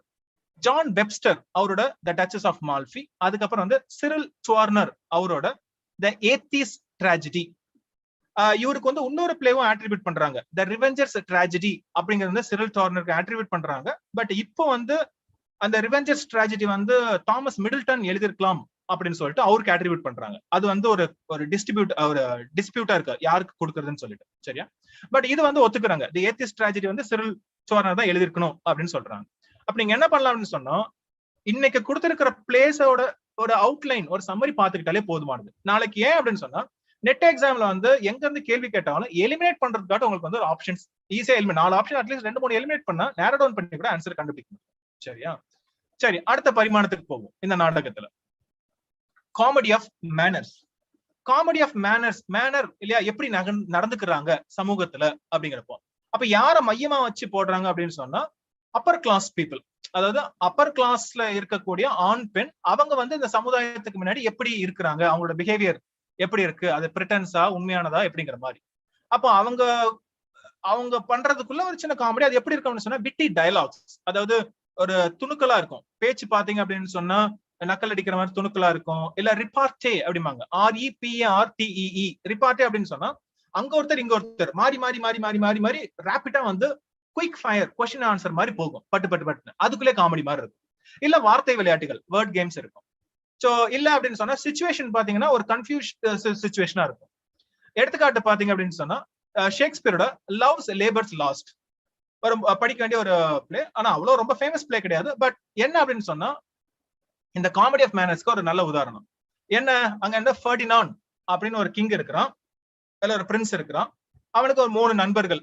இவங்களா சேர்ந்து ஒரு முடிவு பண்றாங்க. பிரின்ஸ் சொல்றான், இனிமேல் நம்ம பொண்ணுங்க சகவாசமே நமக்கு இருக்கக்கூடாதுடா, நம்ம வந்து எப்பவுமே பேச்சுலர்ஸா இருக்கணும், பெண்கள் நம்ம ஏரியாவுக்கு வரக்கூடாது அப்படின்னு சொல்லிட்டு ஆஞ்சநேயர் பக்தரா மாறுறானுங்க. ஆனா அப்ப பார்த்து கரெக்டா வந்து பிரான்ஸ்ல இருந்து ஒரு பொண்ணு வரா, பிரின்சஸ் வரா. அவ 3 பொண்ணுங்களோட தோழிகளோட வரா. இவங்க வந்து இவங்களுக்குள்ள சபதம் எடுத்திருப்பாங்க இல்லையா? அதனால என்ன ஆகும் அப்படின்னு சொன்னா ஒவ்வொருத்தருக்கும் ஒருத்தர் தெரியாம இருக்கும். ஆனா அங்க இருக்கிற பிரின்ஸ் இங்க பிரின்சஸ காதலிக்க ஆரம்பிச்சிருக்காரு.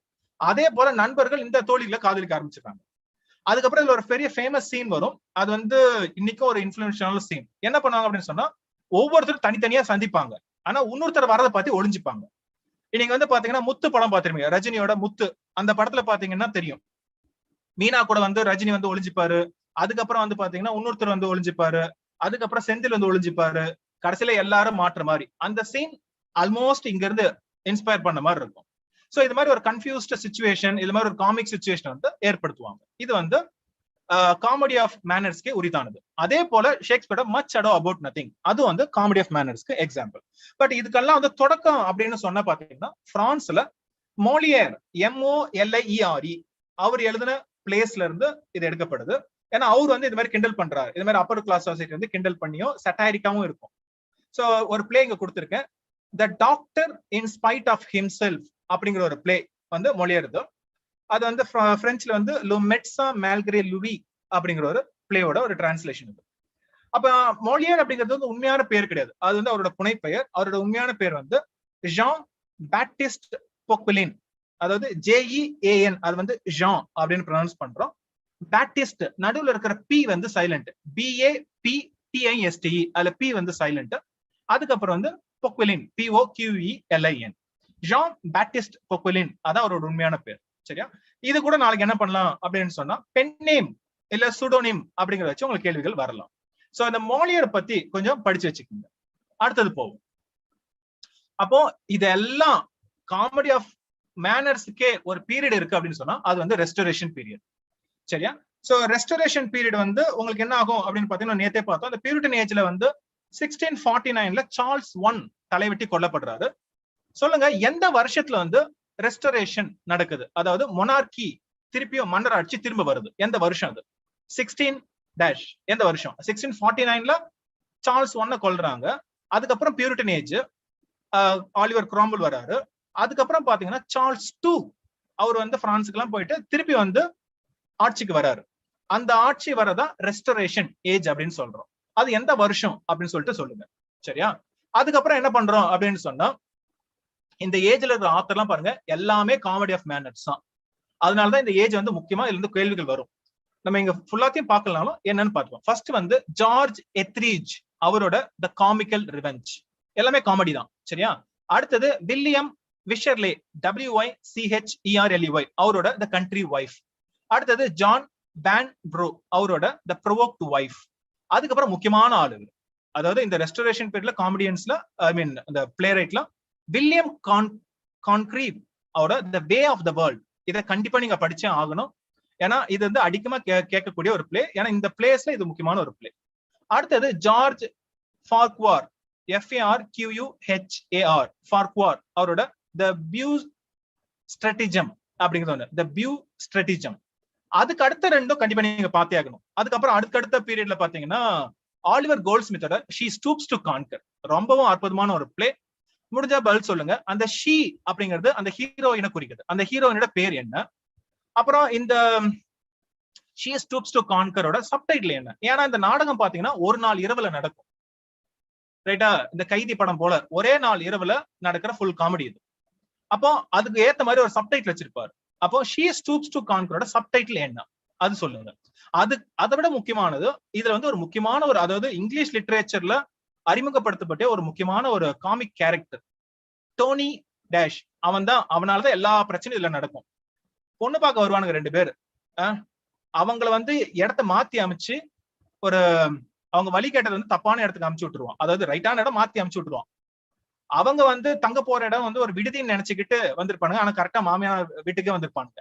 அதனால அதிகாரம் தூள் பறக்கும். சோ அந்த ஒரு மிஸ் அண்டர்ஸ்டாண்டிங், ரைட்டா, அதுதான் வந்து கன்ஃபியூஷன்ல முடியும். சோ இந்த வேலையெல்லாம் பாக்குறது யாரு? அவர் பேர் வந்து டோனி ஸ்டார்ட் ஆகும், முடியறது என்ன அப்படின்னு சொல்லிட்டு சொல்லுங்க. சோ நீங்க பதில் சொல்ல வேண்டியது ஷீ, அந்த ஹீரோயின் பேர் என்ன, இதோட சப்டைட்டில் என்ன, அந்த முக்கியமான காமிக் கேரக்டரோட பேர் என்ன. ஈவன் அந்த காமிக் கேரக்டர் வந்து எப்ப பார்த்தாலும் வந்து ஒரு ஒரு ஒரு ஏல் ஹவுஸ் குடிக்கிற இடத்துல இருப்பான், அதுக்கு கூட ஒரு பேர் இருக்கு. முடிஞ்சா அதையும் சொல்லுங்க, இல்லைன்னா போய் செக் பண்ணி பாருங்க. அடுத்தது ரிச்சர்ட் ஷெரிடன், கண்டிப்பா படிக்க வேண்டிய ஒரு ஆளு. முக்கியமா 2 பிளே, ஒன்னு வந்து த ரைவல்ஸ், இன்னொன்னு வந்து த ஸ்கூல் ஃபார் ஸ்கேண்டல், இல்லையா? அது ரெண்டுத்தையுமே நீங்க வந்து தெரிஞ்சிருக்கணும், ரைட்டா? சோ அப்ப காமெடி ஆஃப் மேனர்ஸ்ல கண்டிப்பா நீங்க பார்க்க வேண்டியது the way of the world, she stoops to conquer, the rivals. இது முதல்ல மத்தது லைட்டா தெரிஞ்சு வச்சுக்கணும். அடுத்தது வந்து கிளாசெட் டிராமா அப்படின்னு சொல்லிட்டு, அது என்ன கிளாசெட் டிராமா? சோ இந்த டிராமா எவால்வ் ஆனது பாத்தீங்க அப்படின்னு சொன்னா பியூரிட்டன் ஏஜ்ல தான் முக்கியமா. ஏன்னு சொன்னா நான் ஏற்கனவே சொல்லியிருந்தேன், 1649ல சார்ல்ஸ் அவனோட தலையை வெட்டுறாங்க. அதுக்கு முன்னாடியே என்ன பண்றாங்க அப்படின்னா, இந்த பியூரிட்டன்ஸ் வந்து ஆட்சிக்கு, நம்ம நேத்தே பார்த்தோம் ஒரு கெவாலியர் போயட்ஸ் அப்படின்னு நம்ம பார்த்தோம். அவங்க வந்து கெவாலியர் போயட்ஸ் வந்து சார்ல்ஸ் ஒன்னுக்கு சப்போர்ட் பண்றாங்க. அவங்க வந்து ரவுண்ட் ஹெட்ஸ், அவங்க வந்து பார்லிமெண்ட் சப்போர்ட் பண்றாங்க. அவங்களுக்குள்ள ஒரு மோதல் போயிட்டே இருக்கு. இந்த மோதல் போக்குல பாத்தீங்க அப்படின்னு சொன்னா பியூரிட்டன்ஸ் தான் வந்து வின் பண்றாங்க. ஒரு மக்கள் ஆட்சி மலருது. உங்களுக்கு வந்து ஆலிவர் கோல்ட்ஸ்மித், சாரி, கிராம்வெல் வந்து ஆட்சிக்கு வராரு. அப்ப கிராம்வெல் ஆட்சிக்கு வர்றதுக்கு அப்புறம் என்ன பண்றாங்கன்னா, அவங்களுக்கு வந்து ஒரு இது இருக்கு, அதாவது பியூரிட்டன் அப்படின்னு சொன்னா இந்த இடத்துல வந்து கடவுளை மையமா வச்சுக்கிட்டு போகுது. அதாவது ரொம்ப பியூரா இருக்கணும், இல்ல கடவுளை நேசிக்கணும். ஏன்னா அவங்களுக்கு வந்து இந்த டிராமா அப்படிங்கறதே வந்து வெறுக்கிறாங்க, நாடகம் அப்படிங்கறதே. அதனால என்ன பண்ணுவாங்கன்னா 1642 இயர் ஞாபகம் வச்சுங்க, 1642ல இங்கிலாந்துல தியேட்டர் எல்லாம் மூடுறாங்க. ஏன் மூடுறாங்க அப்படின்னு சொன்னா, இந்த பியூரிட்டன்ஸ் என்ன நினைச்சாங்க அப்படின்னு சொன்னா, கடவுளை நோக்கி பயணக்கூடிய மக்கள் என்ன பண்றாங்கன்னா இந்த டிராமா நாடகம் பார்க்க போறாங்க. ஏன் மூடுறதுக்கு காரணம்னா, இந்த நாடகத்தை வந்து அப்போ ஊருக்கு ஒதுக்குப்புறத்துல இருக்கும், வெளியே இருக்கும். அப்ப போற வழியில பாத்தீங்கன்னு சொன்னா பிராத்தல் இருக்கும், பிராத்தல் ஹவுசஸ் இருக்கும். அவங்க வந்து கஸ்டமருக்காக வந்து அங்க நாடகம் போடுற இடத்துக்கு வந்து இருப்பாங்க. அப்ப மக்கள் போறவங்க வந்து மன அலைப்பாயுது அந்த இடத்துக்கு போனா. அதுக்கப்புறம் அந்த இடத்துல வந்து குடிக்கிறாங்க. அதுக்கப்புறம் நாடகமும் வந்து சில காட்டக்கூடாதெல்லாம் காட்டுறாங்க அப்படின்னு சொல்லிட்டு இவங்களுக்கு வந்து அதை பத்தியான ஒரு வெறுப்பு ஏற்படுது. அதனால வந்து தியேட்டர்ஸ் எல்லாம் வந்து பேன் பண்றாங்க. சரியா? இப்ப பதில் சொல்லுங்க. அதாவது 1642ல தியேட்டர்ஸை க்ளோஸ் பண்றாங்க. எந்த வருஷம் திரும்பி ரீஓபன் பண்ணுவாங்க? ரெஸ்டரேஷன், அந்த ஏஜ் இந்த ஏஜ் ஒண்ணுதான். அதுக்கு ஆன்சர் பண்ணீங்கன்னா இந்த இதுவும் சொல்லிடலாம். அத 48ல 1642ல க்ளோஸ் பண்ணி 16 எப்போ வந்து திருப்பி திறப்பாங்க. சரி, அப்ப இந்த காலகட்டத்துல வந்து எதுவுமே எழுதலையா, டிராமாவே போடலையானா, அப்போ யோசிச்சாங்க, டிராமா போட்டாதானே பிரச்சனை, டிராமாவை எழுதலாம் இல்லையா? அதாவது மென்ட் ஃபார் ரீடிங், கிளாசெட், வீட்டுல உட்கார்ந்து படிக்கலாம். அப்போ இந்த டிராமாவை என்னன்னு சொல்றாங்க? Meant for reading. நாடக மேடைக்காக எழுதப்பட்ட டிராமா கிடையாது, படிக்கிறதுக்காக எழுதப்பட்ட ஒரு டிராமா. அததான் வந்து கிளாசெட் டிராமா. அதுல முக்கியமான ஒண்ணு ஜான் மில்டன். ஏன்னா பியூரிட்டன் ஏஜ்ல முக்கியமான ஒரு ரைட்டர். ஆனா வந்து கண்ணு தெரியானதுக்கு அப்புறம் தான் இது எழுதுறாரு. அதுக்கப்புறமா எழுதுறாரு இத. ஜான் மில்டன் வந்து 1671ல வந்து பாரடைஸ் ரீகெயின்ட் அப்படிங்கிற ஒரு புத்தகத்தை எழுதுறாரு, ஒரு எபிக் ஃபார்மேட்ல. சோ முடிஞ்ச பதில் சொல்லுங்க. பாரடைஸ் ரீகெயின்ல எத்தனை புக்ஸ் இருக்கு? ஒருவேளை நீங்க பாரடைஸ் ரீகெயின்ட பத்தி முழுக்கவும் தெரிஞ்சுக்கணும் அப்படின்னு சொன்னா, ஏற்கனவே அங்க ஒரு வீடியோஸ் விட்டுருக்கோம் பாரடைஸ் ரீகெயின்ட பத்தி ஃபுல். முக்கியமா வந்து professor academy news channel, professor academy இங்கிலீஷ்ல பாத்தீங்கன்னா ஆல் 4 புக்ஸ் ஒரு அப்ரிஜ்ட் வெர்ஷன்ல நாளைக்கும் தெரிஞ்சுக்கணும் அப்படின்னு சொன்னா நீங்க அதை கேளுங்க. கிட்டத்தட்ட 1.5 மணி நேரத்திலே வந்து பாரடைஸ் ரீகெயின்ட பத்தி உங்களுக்கு ஃபுல்லாத்தையும் தெரிஞ்சுக்கலாம். சோ அதே 1671ல பாரடைஸ் ரீகெயினோட சேர்த்து வந்து இதை பப்ளிஷ் பண்றாரு. இது அவர் என்னன்னு சொல்றாரு? மில்டன் டிராமாட்டிக் போயம் அப்படின்னு சொல்றாரு. டிராமா தான், ஆனா ஒரு போயம் வடிவில் இருக்கு அப்படிங்கிற மாதிரி போயம் அதெல்லாம் யூஸ் பண்றாரு. பட் ஆனா இது ஒரு டிராமா, ஆனா மென்ட் ஃபார் ரீடிங். இதை வந்து மேடையில போடுறதுக்காக எழுதல, படிக்கிறதுக்காக எழுதுறாரு. ஏன்னா அப்ப தியேட்டர்ஸ் ரொம்ப க்ளோஸ் பண்ணி வச்சிருந்தாங்க முன்னாடி. அப்ப அது வந்து சாம்சன் ஆகனிஸ்டஸ், அதான் அந்த பிளே, மில்டன் எழுதின பிளே. அப்ப இதுல ஆகனிஸ்டஸ் அதோட பேர் பாருங்க. அப்புறம் நான் இந்த கிளாஸ் நம்ம எப்படி ஆரம்பிச்சோம்? ஆகான் அப்படிங்கிற வார்த்தை வச்சு ஆரம்பிச்சோமா? கிரீக்ல வந்து ஆகான் அப்படின்னா கான்டெஸ்ட், போட்டின்னு அர்த்தம். ஆகனிஸ்டஸ் அப்படின்னா கண்டெஸ்டன்ட், போட்டியாளர் அப்படின்னு அர்த்தம். அழகா வந்து ஞாபகம் வச்சுக்கலாம். இது மாதிரி எங்க வார்த்தைகளை பாக்குறப்ப அதோட ரூட் தெரிஞ்சுக்குங்க. தயவு செய்து மனப்பாடம் பண்ண வேண்டிய அவசியம் இல்லை. அப்ப சாம்சன் த கண்டெஸ்டன்ட், இல்ல சாம்சன் த ரெஸ்லர், இல்ல சாம்சன் தி அத்லீட், சாம்சன் த சாம்பியன் அப்படின்னு பல விதமா வந்து இந்த வார்த்தை வந்து டிரான்ஸ்லேட் பண்றாங்க. அப்ப இந்த பிளேல பாத்தீங்க அப்படின்னு சொன்னா சாம்சன் இப்போ வந்து அவர் முடியெல்லாம் ஷேவ் பண்ணிட்டு டெலைல அவளை காட்டி கொடுத்துடுறா. அதுக்கப்புறம் வந்து இப்ப அவருக்கு கண்ணு தெரியாது, இப்ப வந்து ஒரு அடிமையா இருக்கிறான். சோ அப்போ வந்து என்ன பண்றாங்க, டேகான் அப்படிங்கிற ஒரு கடவுள், பிலிஸ்டைன்ஸ் என்ன பண்றாங்க, ஒரு விழா எடுக்கிறாங்க. அதுல வந்து இவனை வந்து என்ன பண்றாங்க, தூண்ல கட்டி போட்டிருப்பாங்க. இல்ல பைபிள் வந்த கதை தான். அப்ப அந்த தூணெல்லாம் இழுத்துட்டு எப்படி வந்து மத்தவங்களையும் கொண்டுட்டு இவனும் சாகுறாங்க அப்படிங்கிற கதை இல்லையா. அதை வந்து ஒரு நாடக வடிவத்துல வந்து ஒரு மில்டன் வந்து எழுதுறாரு. சரியா. சோ இந்த பாருங்க, இது ஏற்கனவே தெரிஞ்ச கதை தான், சும்மா அவுட்லைன் மட்டும் பார்த்து வச்சுங்க. சாம்சன் ஆகனிஸ்ட்ல சாம்சன் ஆகனிஸ்ட ஃபர்ஸ்ட் யார் வந்து பாப்பா, அவங்க அப்பா வந்து பாப்பாரு. அதுக்கப்புறம் இன்னொரு ஒரு ரெஸ்லர் பிலிஸ்டைன், அவன் பேர் என்ன, ஹரப்பா அப்படிங்கிற ஒருத்தன் வந்து பாப்பான். அவங்க அந்த கடவுள் பேர் என்ன, டேகான் அப்படிங்கிறது. இதெல்லாம் வந்து சின்ன சின்ன கேள்விகளா உங்களுக்கு வந்து வரலாம். அடுத்து அப்ப இதே மாதிரி வந்து மென்ட் ஃபார் ரீடிங் அப்படின்னா நம்ம கிட்ட இருக்கு. முக்கியமா வந்து பாத்தீங்கன்னா இந்த ஏஜுக்கு அப்புறமா முக்கியமா வந்து ரொமான்டிக் ஏஜ். ரொமான்டிக் ஏஜ்னாலே நம்ம என்ன பண்ணோம் அப்படின்னு சொன்னா போயம் தான் இல்லையா. வேர்ட்ஸ்வொர்த், கால்ரிட்ஜ், பைரன், ஷெல்லி, கீட்ஸ்ன்னு சொல்லிட்டு போயம்ஸ் தான் பார்ப்போம். ஆனா அதே ரைட்டர்ஸ் கிளாசட் டிராமா எழுதியிருக்காங்க. கிளாசட் டிராமா ஏற்கனவே சொன்ன நாடகம் படிப்பதற்காக எழுதுற டிராமா. அதுல பாத்தீங்கன்னா ஷெல்லி, பிபி ஷெல்லியோட ப்ரொமீத்தியஸ் அன்பவுண்ட். அப்ப இந்த டைட்டில கேட்டா உங்களுக்கு என்ன ஞாபகம் வருது? நம்ம இந்த கிளாஸ் அப்படிதான் ஸ்டார்ட் பண்ணோம். யாரோட ஒர்க்? ப்ரொமீத்தியஸ் பவுண்ட் இல்லையா. அப்போ the father of Greek tragedy யாருன்னு உங்களுக்கு ஞாபகத்துல இருந்தா சொல்லுங்க. சோ அவர் தான் ஈஸ்சிலஸ் இல்லையா. ஈஸ்சிலஸ் வந்து ஒரு பிளே எழுதியிருந்தாரு, ஞாபகத்துல இருக்குன்னு நினைக்கிறேன், ப்ரொமீத்தியஸ் பவுண்ட். அதை தழுவி எழுதுறாரு ப்ரொமீத்தியஸ் அன்பவுண்ட், எங்க கட்டவிழ்த்து விடப்படுறான் அப்படிங்கிறாரு ஷெல்லி. ஏன்னா ஷெல்லி வந்து ஒரு ரிபல், போராளி. இந்த ப்ரொமீத்தியஸ் வந்து எங்க எதுக்கும் கனெக்ட் பண்ணலாம். ஷெல்லியோட ஒய்ஃப் மேரி ஷெல்லி. மேரி ஷெல்லி வந்து ஒரு நாவல் எழுதுறாங்க இல்லையா, பிராங்கன்ஸ்டீன். அந்த பிராங்கன்ஸ்டீனோட சப்டைட்டில் என்ன? அந்த சப்டைட்டில் ப்ரொமீத்தியஸ் வரும். என்ன சப்டைட்டில் முடிஞ்சா சொல்லுங்க.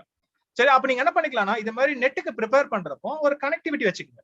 சரி, ஈஸ்டிலஸ் வந்து ப்ரொமீத்தியஸ் பவுண்ட் எழுதியிருக்கிறாரு, ஷெல்லி வந்து ப்ரொமீத்தியஸ் அன்பவுண்ட் எழுதியிருக்கிறாரு, மேரி ஷெல்லி வந்து ப்ரொமீத்தியஸ் வந்து அதுக்கு முன்னாடி ஒரு வார்த்தை மட்டும் பயன்படுத்துவாங்க, பிராங்கன்ஸ்டீனுக்கு சப்டைட்டில். அப்ப அந்த சப்டைட்டில் என்ன பாத்தீங்கன்னா எல்லாம் கனெக்ட் ஆயிடும். சரியா, அப்ப ஈஸியா ஞாபகத்துல வச்சுக்கலாம். அதே போல லார்ட் பைரன் வந்து மேன்ஃப்ரெட் அப்படிங்கிற ஒரு டிராமா போடுறாரு. தாமஸ் ஹார்டி விக்டோரியன் ஏஜ்ல பாத்தீங்கன்னா, லேட் விக்டோரியன் ஏஜ்ல பாத்தீங்கன்னா அவரும் வந்து இந்த நாடக இந்த பிளேவெல்லாம் சரி இந்த நாவல்லாம் விட்டுட்டு டிராமா பக்கம் திரும்புறாரு. த டைனாஸ் அப்படிங்கிற ஒரு ஒர்க், ஒரு பெரிய ஒர்க், இது போயிட்டே இருக்கும். சரியா, இப்போ உங்களுக்கு என்ன பண்ணலாம், ஆக்டிவிட்டி கொடுக்கலாம் அப்படின்னு சொன்னா, வேர்ட்ஸ்வொர்த் எழுதுனா ஒரே டிராமா அதோட பேர் என்ன?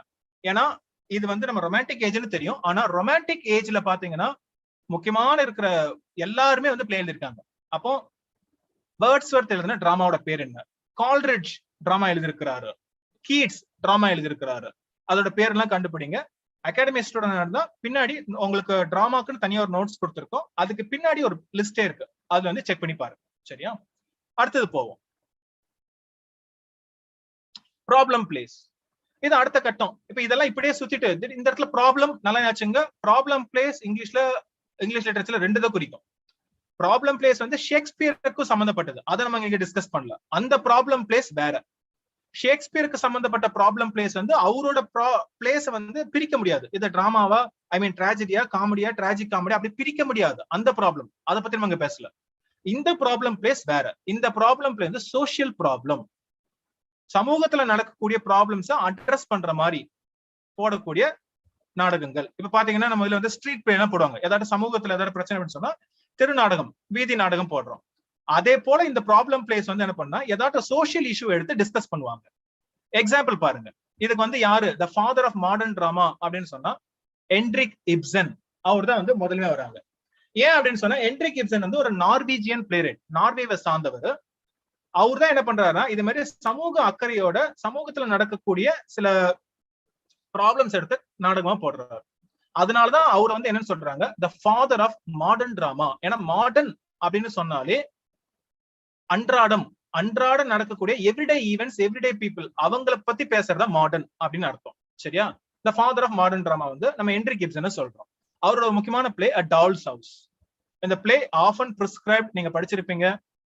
இதுல என்ன இருக்கும் அப்படின்னு சொன்னா, நோரா அப்படிங்கிற ஒரு பெண் இருக்கிறா, கல்யாணம் ஆயிருக்கு, 3 குழந்தைங்க இருக்கிறாங்க. அவ என்ன பண்றா, ஹஸ்பண்டுக்கு உடம்பு சரியில்லாதப்போ கடன் வாங்குறா. ஹஸ்பண்டுக்கு தெரியாம கடன் வாங்குறா. அந்த காலத்துல வந்து தெரியாம கடன் வாங்க கூடாது. அப்போ என்ன பண்றான்னா அவருக்கும் மீறி தெரியாம போய் கடன் வாங்குறா. கிராக்ஸ்டட் அப்படிங்கிற ஒருத்தங்கிட்ட போய் கடன் வாங்குறா. கடன் வாங்குறப்ப வந்து அவன் என்ன கேட்கறான்னா, உங்க அப்பா கிட்ட கையெழுத்து வாங்கிட்டு வா, பத்திரத்துல கையெழுத்து போட்டு வாங்கிட்டு நான் கொடுக்குறேன், உன்ன நம்பி கொடுக்க முடியாதுங்கிறா.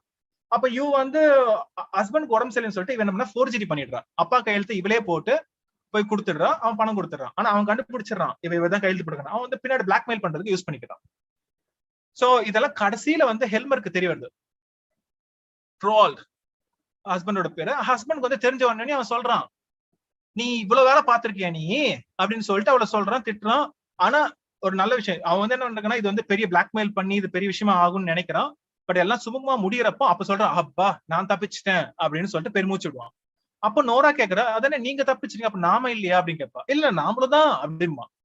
அப்பதான் அவன் புரிஞ்சுக்கிறா, இப்ப நான் வாழ்க்கையில வந்து உங்களுக்காக வந்து நான் என்ன பண்றேன்னு சொன்னா கடன் வாங்கிட்டு உங்களுக்கு தெரியக்கூடாதுன்னு இவ வந்து என்ன பண்ணுவான்னா வேலைக்கு போறா. ஹஸ்பண்டுக்கு தெரியாம வந்து கடன் வாங்கினால அவருக்கு தெரியாம அடைச்சிடணும்னு சொல்லிட்டு வேலைக்கு போயிட்டு மத்த வீட்டு வேலையும் பார்த்துட்டு எல்லாம் பார்த்துட்டு இருக்கா. இவன் வந்து என்ன பண்றான்னா அவ பண்ண சாக்ரிஃபைஸ் வந்து கண்டுக்க மாட்டேங்கிறான். அப்ப வந்து கடைசியில சொல்றா, சரி அப்ப நான் கிளம்புறேன் வீட்டை விட்டு அப்படிங்கிறான். அப்ப இவன் சொல்றான், உனக்கு ஒரு கடமை இருக்கு தெரியுமா? அப்ப அவன் கேக்குறா, what to you consider my holiest duties? உனக்கு தெரியாதா? Do I need to tell you that your duties to your husband and children? நீ பெண் தானே, அப்போ புருஷனுக்கும் குழந்தைங்களுக்கும் சேவை பண்ற அதான் வேலை, அது உனக்கு தெரியாதா அப்படிங்கிறான். அப்ப நோரா சொல்றா, அதை இவனால நான் பார்த்துட்டேன், நான் எனக்குன்னு சில கடமைகள் இருக்கு. I have to do some duties towards myself. எனக்குன்னு சில கடமைகள் இருக்கு, நான் என்னையும் கொஞ்சம் பாத்துக்கிறேன் அப்படின்னு சொல்லிட்டு வீட்டோட கதவை சாத்திட்டு போவா. அதான் வந்து கிளைமேக்ஸ். சோ இதே மாதிரி ஒரு சீன் வந்து இது வரைக்கும் டிராமால யாரும் போட்டது கிடையாது. சோ முதல் தடவையா போடுறாங்க. இது வந்து அந்த காலத்துல வந்து பெரிய அதிர்வலையை ஏற்படுத்துது. ஒரு பெண் குடும்பம் இருக்கு, இந்த 3 குழந்தைங்க இருக்கு, அவங்களை விட்டுட்டு கதவை சாத்திட்டு போறா அப்படிங்கிறது வந்து அந்த காலத்து மக்களால யோசிக்க முடியல. சோ அப்படிப்பட்ட ஒரு ரேடிக்கல் தாட் அப்போ வந்து ரொம்ப ரேடிக்கலான ஒண்ணு இல்லையா? சோ அது போட்டதான் வந்து ஹென்ரி கிப்சன். சோ இது வந்து யாரை இன்ஸ்பயர் பண்ணுது அப்படின்னு சொன்னா முக்கியமா இங்கிலாந்துல பெர்னார்ட் ஷா வந்து பயங்கரமா யோசிக்க வைக்குது. அப்ப பெர்னார்ட் ஷா என்ன நினைக்கிறாரு, நம்மளும் இது மாதிரி நாடகம் போடுவோண்டா அப்படின்னு சொல்லிட்டு அவர் இறங்குறாரு. சோ அவரோட ஒரு முக்கியமான ஒரு பிளே மிஸ்ஸஸ் வாரன்ஸ் ப்ரொஃபஷன் அப்படின்னு ஒரு ப்ரொஃபஷன். அப்ப இந்த இடத்துல ப்ரொஃபஷன் அப்படிங்கிறது வந்து ப்ராஸ்டியூஷன் இல்லையா? அப்ப மிஸ்ஸஸ் வாரன் அப்படிங்கிறது ப்ராஸ்டியூட்டா இருக்கிறாங்க, அவங்களோட பொண்ணு வந்து இப்ப படிக்கிறாங்க. அவங்க 2 பேருக்கு இடையே நடக்கக்கூடிய ஒரு கான்வர்சேஷன், ஒரு போராட்டம். அதை வந்து ஜார்ஜ் பெர்னார்ட் ஷா வந்து சொல்றாரு. இது வந்து சமூக அக்கறை உள்ள ஒரு நாடகங்கள் வருது. சோ அப்ப இந்த இதுல வந்து லிஸ்ட் நீங்க எடுக்கணும்னு பாத்தீங்கன்னா ஹென்ரி கிப்சன் அவரோட இன்னொரு பிளேயும் பாருங்க, an enemy of the people. அதுல வந்து ஒரு டாக்டர் அவரு சமூகத்துக்கு எதிர்த்து நின்று போராடுறது வரும். அடுத்தது ஜான் கேல்ஸ்வர்த்தி, அவர் வந்து ஸ்ட்ரைஃப் அப்படின்னு சொன்னா ஸ்ட்ரைக், ஓகேவா? அப்ப என்னன்னா வேல்ஷ், அதாவது இங்கிலாந்து வேல்ஸ் பார்டர்ல வந்து ஒரு ஃபேக்டரி இருக்கு, அந்த ஃபேக்டரியில நடக்கக்கூடிய போராட்டம் அதை பத்தி அவர் எழுதுறாரு. அதுக்கப்புறம் லில்லியன் ஹெல்மனோட த சில்ட்ரன்ஸ் அவர் பேர்லயே இருக்கு லேபர், சைல்ட் லேபர். அதுக்கப்புறம் வந்து ஆர்த்தர் மில்லோட ஆல் மை சன்ஸ். இந்த பிளே நீங்க கண்டிப்பா படிக்க வேண்டிய ஒரு பிளே, ஆல் மை சன்ஸ். அப்போ இதுல முக்கியமான ஒரு பிளே வந்து பாத்தீங்க, ஆல் மை சன்ஸ் கண்டிப்பா படிச்சிருக்கணும். அதுக்கப்புறம் வந்து டால்ஸ் ஹவுஸ் கண்டிப்பா படிச்சிருக்கணும். ஜார்ஜ் பெர்னார்ட் ஷாவோட இந்த பிளேஸ், சோஷியல் பிளேஸ் அவர் என்னன்னு எழுதிருக்காருன்னு சொல்லிட்டு ஒரு லிஸ்ட் எடுத்து பாருங்க. ஆர்ம்ஸ் அண்ட் தி மேன் கண்டிப்பா பாத்துருக்கு, சரியா? சோ இதை விட்டுட்டு நம்ம அடுத்ததுக்கு போவோம். அதே நேரம் இன்னொன்னு, ஜார்ஜ் பெர்னார்ட் ஷா இப்சனை பத்தி ஒரு தனி ஒரு தொகுப்பு என்ன பண்றோம்னு சொன்னா ஒரு புக்கே எழுதியிருக்காரு. அந்த புக்ல பாத்தீங்கன்னா இப்சனோட ஒவ்வொரு பிளேவும் அனலைஸ் பண்ணி எழுதியிருப்பார். அந்த புத்தகத்தோட பேர் என்னன்னு கண்டுபிடிச்சு சொல்லுங்க. ஜார்ஜ் பெர்னார்ட் ஷா இப்சனை பத்தி ஒரு புத்தகம் எழுதுறாரு. அந்த புத்தகத்துல பாத்தீங்கன்னா இப்சனோட டால்ஸ் ஹவுஸ் இருக்கும், and enemy of the people, ஒவ்வொரு பிளேவோட அனாலிசிஸும் அவர் எழுதியிருப்பார். நீங்க சம்மரிக்கு போக வேண்டியது இல்லை, அவரே அழகா நீட்டா ஒரு சம்மரி மாதிரி எழுதி போட்டிருப்பாரு. ஒருவேளை இப்சனை பத்தி படிக்கணும்னு சொன்னா அந்த புக் குவின்டெசன்ஸ் அப்படின்னு அந்த புத்தகத்தோட டைட்டில் ஆரம்பிக்கும், ஆஃப் டேஷ். நான் ஆல்மோஸ்ட் டைட்டில் சொல்லிட்டேன், குவின்டெசன்ஸ் ஆஃப் அப்படின்னு சொல்லிட்டு ஆரம்பிக்கும். அது என்னன்னு கண்டுபிடிச்சு சாட் பாக்ஸ்ல போடுங்க, இல்ல லைவ்ல இப்ப காமெண்ட்ல போடுங்க, சரியா? அடுத்தது போவோம். எக்ஸ்பிரஷனிஸ்ட் பிளே, எக்ஸ்பிரஷன் பேர்லயே இருக்கு.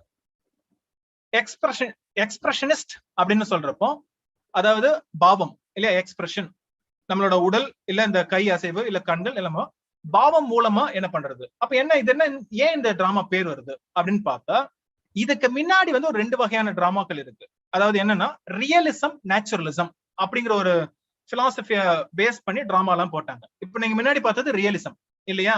சோசியல் பிளேஸ்ல ரியலிசம், யதார்த்தத்தை மையமா வச்சுக்கிட்டு நாடகம் போடுவாங்க. நேச்சுரலிசம் அதுக்கு அடுத்த கட்டம், முக்கியமா பாத்தீங்கன்னா பிரான்ஸ்ல.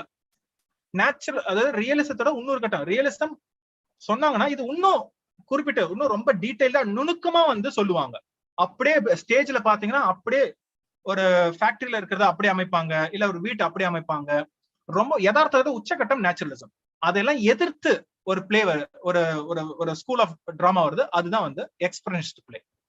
அவங்க என்ன பண்றாங்க, எப்ப நீங்க வெளியிருக்க யதார்த்தத்தை பத்தி பேசுறீங்க, உள் யதார்த்தம் நம்ம ஏற்கனவே ஜேம்ஸ் ஜாய்ஸ் பார்த்தோம். ஜேம்ஸ் ஜாய்ஸ், வெர்ஜினியா வுல்ஃப் ஃபிக்ஷன்ல என்ன பண்ணாங்களோ அதே போல இங்க ஒரு மனுஷனோட மனநிலை எப்படி இருக்கு இந்த காலகட்டத்துல, யதார்த்தத்துல ஒரு ஃபேக்டரியில ஒர்க் பண்றான், அவன் எப்படி திங்க் பண்ணுவான். ஒரு விமன் இருக்கான், அவங்க என்ன என்ன அவங்க மனசுல என்ன ஓட்டங்கள் எப்படி இருக்கும், the inner life of characters, அதையும் பிரதிபலிக்கணும். அதுவும் ரியாலிட்டி தான், ஆனா இன்னர் ரியாலிட்டி. அப்ப அவங்க என்ன பண்றாங்க அப்படின்னு சொன்னா, இந்த நாடகத்துல இந்த யதார்த்தம் அப்படிங்கறத வந்து டிஸ்டார்ட் பண்றாங்க, கலக்குறாங்க, வேற விதமா வந்து காமிக்கிறாங்க. எப்படின்னு சொன்னா சிம்பலிசம். முக்கியமா சிக்மண்ட் ஃப்ராய்டு உங்களுக்கு ஞாபகத்துக்கு வருவார்.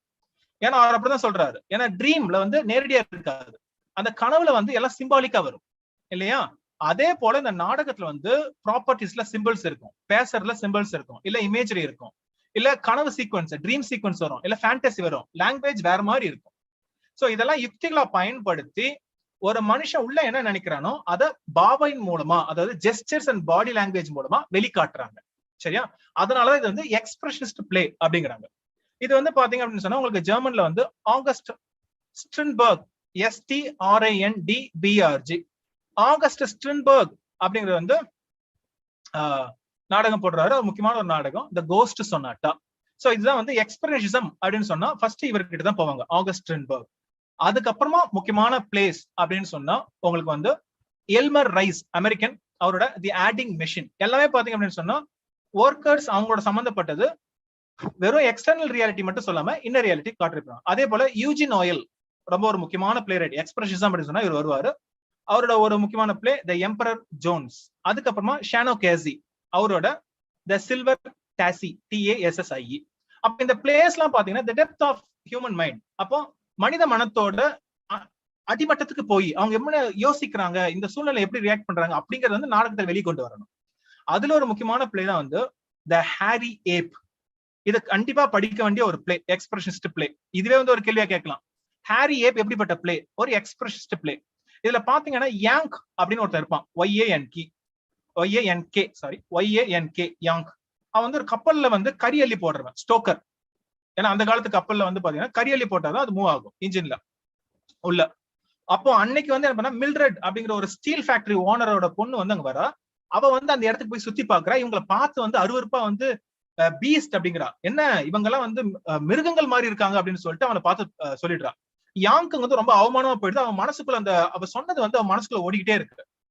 ஏன்னா அவன் கஷ்டப்பட்டு வேலை பார்க்கறான், அந்த இடத்துல அப்படிதான் இருக்க முடியும். அவன் வந்து நல்ல உடல் பலசாலியா இருக்கிறான், கரியள்ளி போடுறான், அவன் மூஞ்சிக்கெல்லாம் கரியெல்லாம் ஒட்டிக்கிட்டு அப்படி இருக்கு. இவனை பார்த்து அவன் என்ன சொல்லிடுறா, என்ன ஏப் மாதிரி, மனித குரங்கு போல பீஸ்ட் மாதிரி இருக்கான்னு. இது வந்து அவன் மனசுல ஓடிக்கிட்டே இருக்கு. அதுக்கப்புறம் கப்பலை விட்டு இறங்குறான், நியூயார்க்ல வந்து வீதியில சுத்துறான். அப்புறம் வந்து என்ன பண்றான், எப்படியாட்டு அவளை பழி வாங்கணும் அப்படின்னு சொல்லிட்டு அவங்க அப்பா நடத்துற கம்பெனி, ஸ்டீல் கம்பெனி வந்து பாம் வைக்கணும். அப்ப எங்க போறது அப்படின்னு சொல்லிட்டு ஒரு ஃபேக்டரி ஒர்க்கர்கிட்ட போய் பேசுறான். அதுக்கப்புறம் கடைசியில வந்து அவங்க கைவிட்டுறாங்க. அதுக்கப்புறம் கடைசியில இந்த எண்ட் ஆஃப் த பிளேல வந்து ஜூக்கு வரும். அப்ப இந்த மிருக காட்சி சாலைக்கு வரப்போ ஒரு ஏப் இருக்கு, ஒரு மனித குரங்கு, அதோட கேட்டை வந்து திறந்து விடுறான். அது வந்து என்ன பண்ணும் அப்படின்னு சொன்னா, இவன் என்ட்ரானப்போ இவனை அடிச்சு கொன்னு உள்ள தூக்கி போடும். சரியா. கடைசியில இவனை அப்படியே கட்டி பிடிச்சி அவனோட எலும்பு அப்படியே நொறுக்கி தூக்கி அந்த கூண்டுக்குள்ள போடும். அதுதான் வந்து பிளே. அப்ப இந்த இடத்துல பாத்தீங்கன்னா ஆக்ஷன்ஸ் கம்மியா இருக்கும், ஆனா இவன் எப்படி நடிக்கிறான், அவனோட பாவனைகள் இதை பொறுத்தா இருக்கும். சோ அவன் வந்து இப்படி ரொம்ப இன்ஃபீரியர். அப்புறம் சிம்பாலிக்கா அப்படின்னு சொன்னா இதுல வந்து ராடின் திங்கர் அப்படின்னு ஒரு சிலையை வந்து மென்ஷன் பண்ணிட்டே இருப்பாங்க, RODIN, ராடின், அவரோட திங்கர். இந்த கையில பாத்தீங்கன்னா உட்கார்ந்துகிட்டு இந்த நம்மளோட முகக்கட்டை, அதாவது சின் மேல வந்து நம்ம இப்படி கையை வச்சுக்கிட்டு உட்கார்ந்துட்டு யோசிப்போம் இல்லையா, அது மேல ஒரு சிலை இருக்கு. அந்த சிலை வந்து இன்டர்நெட்டை செக் பண்ணி பாருங்க, ராடின்ஸ் திங்கர் அப்படிம்பாங்க. இவன் அடிக்கடி அப்படிதான் உட்கார்ந்துட்டு இருப்பான் யாங்க். சோ அது வந்து ஒரு சிம்பிள். ஏன்னா ஏப் அப்படிங்கிறது ஒரு சிம்பிள் தான் இல்லையா, மனிதல இருந்து எவால்வ் ஆகி வந்திருக்கும், ஆனா திருப்பி அதுக்கே போறோம் அப்படிங்கிறது. சோ ஒரு பிளே இது மாதிரி ஒரு சிம்பாலிக்கா அவனோட மனநிலை எல்லாம் காமிக்குது அப்படின்னா அது வந்து எக்ஸ்பிரஷன் பிளேவா இருக்கு. சரி, அடுத்தது பார்ப்போம், எபிக் தியேட்டர். அதானே எபிக் தியேட்டர். எபிக் அப்படின்னு சொன்னா நம்மளுக்கு தெரியும், எபிக் அப்படின்னு சொன்னா இது மாதிரி ராமாயணம், மகாபாரதம், அங்க வந்து ஹோமரோட இலியட் இல்ல ஓடிசி அப்படிங்கிறது இல்லையா. அப்போ இதெல்லாம் வந்து காவியங்கள். இதுக்கே இந்த பேர் வச்சிருக்காங்க, ஒரு டிராமாக்கு வந்து எபிக் தியேட்டர். எபிக் அப்படின்னு சொன்னா அங்க வந்து எபிக்னா என்ன, ஒரு பெரிய நீண்ட கதை சொல்றது இல்லையா, நரேஷன், நரேட், கதை சொல்றது. அப்ப இந்த இடத்துல எபிக் தியேட்டர் வந்து ஒரு விஷயத்தை பத்தி சொல்லுவாங்க, ஏதாட்டும். அதாவது இது சோசியல் ப்ராப்ளம்ஸ், அதாவது சோசியல் பிளேஸ் பார்த்தோம் இல்லையா, ப்ராப்ளம் பிளேஸ், அதோட அடுத்த கட்டமா நினைச்சுங்க. ஏன்னா இதுக்கு முக்கியமான ஆள் யாருன்னா பிரெக்ட், ஜெர்மன் பிளே ரைட். சோ இந்த பிளே ரைட் தான் வந்து எபிக் தியேட்டர் அப்படிங்கறது வந்து உருவாக்குறாரு. அதோட குணாதிசயம் என்ன அப்படின்னு சொன்னா, ஒரு சோசியல் ப்ராப்ளம் இல்ல சோசியல் இஷ்யூ எடுத்துப்பாங்க.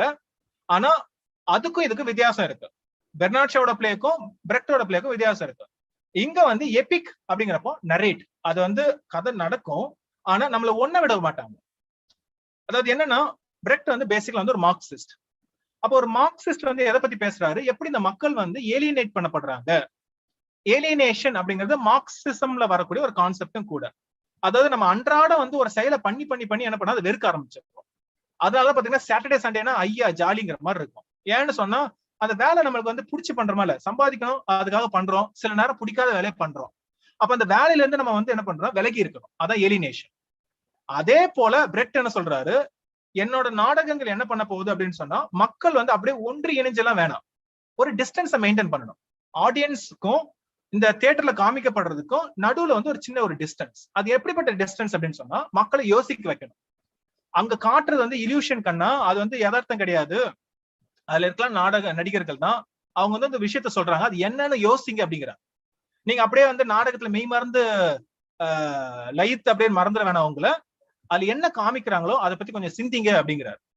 அப்ப என்ன பண்ணா, அது அந்த இஃபெக்ட வந்து ஏலியனேஷன் இஃபெக்ட். அங்க நாடகம் ஓடிட்டு இருக்கோம், ஆனா திடீர்னு நம்மள அதிர வைப்பாங்க, அந்த இஷ்யூத்தை வந்து யோசிக்க வைப்பாங்க. அதை வந்து ஏலியனேஷன் இஃபெக்ட் அப்படிங்கிறாரு. இல்லைன்னா வி எஃபெக்ட், வெர் ஃப்ரம் டங்ஸ் எஃபெக்ட் அப்படின்னு சொல்லுவாங்க ஜெர்மன் அந்த மொழியில. அப்ப என்ன பண்ணாங்க, திடீர்னு யாராட்டும் வந்து ஒரு பிளக்கார்ட் என்ன பண்ணாங்க, ஒரு போர்டை புடிச்சிட்டு வந்து இந்த இஷ்யூ நடக்குது அப்படின்னு காமிச்சிருப்பாங்க. திடீர்னு வந்து நம்ம நாடகம் பார்த்துட்டு இது மாதிரி வந்தாலே டிஸ்டர்ப் ஆயிடும். இல்ல மியூசிக் பின்னாடி வந்து வேற மாதிரி மியூசிக் வரும். இல்ல ஆர்டிபிஷியலா அந்த ஆக்டர்ஸே வந்து உங்ககிட்ட வந்து பேசுற மாதிரி இருக்கும். சோ இது மாதிரிலாம் பண்ண உடனே நம்ம என்ன பண்ணணும் அப்படின்னு சொன்னா, அதுக்கும் நம்மளுக்கு ஒரு டிஸ்டன்ஸ். அப்ப நம்மளுக்கு தெரியும், ஓ இது நாடகம் தானே அப்படின்னு நம்மளுக்கு புரிய வைப்பாங்க. சரியா? So we are made aware. இங்க பாக்குறது நாடகம் அப்படிங்கறத நம்ம குத்தி காமிச்சுட்டே இருப்பாங்க. இங்க காமிக்கிறது ஒரு சோசியல் இஷ்யூப்பா, அதை பாருங்க. இதுல ஒரு முக்கியமான பிளே தான் பிரெக்டோட mother courage and her children. அப்போ இதுல வந்து என்ன பண்ண அப்படின்னு சொன்னா, ஒரு வார், ஒரு போர் போய்கிட்டே இருக்கும். அதுல வந்து என்ன பண்ணாங்க, மதர் கரேஜ் வந்து இந்த தள்ளுவண்டியை வச்சுக்கிட்டு அந்த மாதிரி வியாபாரம் பண்றாங்க, சாப்பாடு எல்லாம் விற்கிறாங்க. அப்ப யாருக்குனாலும் நம்ம வைப்பாங்க. அப்போ ரெண்டு சோல்ஜர்ஸ், ஒரு பக்கம் பாத்தீங்கன்னா ப்ராட்டஸ்டன்ட், ஒரு பக்கம் கேத்தாலிசம். அதாவது எந்த மதம் வருதோ அந்த சோல்ஜர்ஸ் இருப்பாங்க, அதுக்கு ஏத்த மாதிரி வந்து இவங்க வந்து ட்ரெஸ் போட்டுப்பாங்க, அதுக்கு ஏத்த மாதிரி வந்து சிம்பிள்ஸ் எல்லாம் யூஸ் பண்ணிப்பாங்க. இவங்களுக்கு 3 பசங்க, ரைட்டா? அந்த 3 பசங்களுக்கு என்ன ஆகுது, இந்த போர்ல ஒவ்வொருத்தரையும் அவங்க இழப்பாங்க. அதுல ஒரு பையன், ஃபர்ஸ்ட் பையன் ஈலிஃப், அதுக்கப்புறம் வந்து ஸ்விஸ் சீஸ், பேரே வித்தியாசமா இருக்கும். அதுக்கப்புறம் கடைசியில பொண்ணு கேத்ரின். சோ இந்த 3 பேர் வந்து ஒவ்வொரு கட்டத்துல வந்து அவங்க இறப்பாங்க, ஒவ்வொரு ரீசனுக்காக. அது ஏன் இறக்குறாங்க என்னன்னு சொல்லிட்டு பாருங்க. சரியா? இருந்தாலும் கடைசியில மதர் கரேஜ் போயிட்டு தான் இருக்கும். சோ கடைசி சீன் பாத்தீங்கன்னா, தான் பொண்ணை வந்து புதைக்க கூட முடியாம, இல்ல இறந்ததுக்கு அப்புறமா திருப்பியும் வந்து அந்த வண்டியை கட்டிக்கிட்டு இழுத்துட்டு போவாங்க. சோ வார்ல யாரு லாபம் சம்பாதிக்கிறாங்க, யாரு நஷ்டம் அடைகிறாங்க, என்ன வாரோட ரியாலிட்டி என்ன அப்படிங்கறது காமிச்சுக்கிட்டே இருப்பாரு. சரியா? இதான் பிரெக்ட். அப்ப பிரெக்ட் வந்து இது சொல்றாரு, நான் ஏன் இந்த இதுக்கு வந்தேன்னு சொல்லிட்டு அவர் இன்ஸ்பிரேஷன் சொல்றாரு. இது கேள்விக்குள்ள வரலாம். அவர் வந்து என்ன சொல்றாரு, ஏலியனேஷன் எஃபெக்ட்ஸ் இன் சைனீஸ் ஆக்டிங் அப்படிங்கிற ஒரு எஸ்ஸே எழுதுறாரு. அந்த எஸ்ஏல சொல்றாரு, நான் எபிக் தியேட்டருக்கு எப்படி வந்தேன் அப்படின்னு சொன்னா, நான் வந்து சைனீஸ் டிராமா வந்து பார்க்க ஆரம்பிச்சேன்.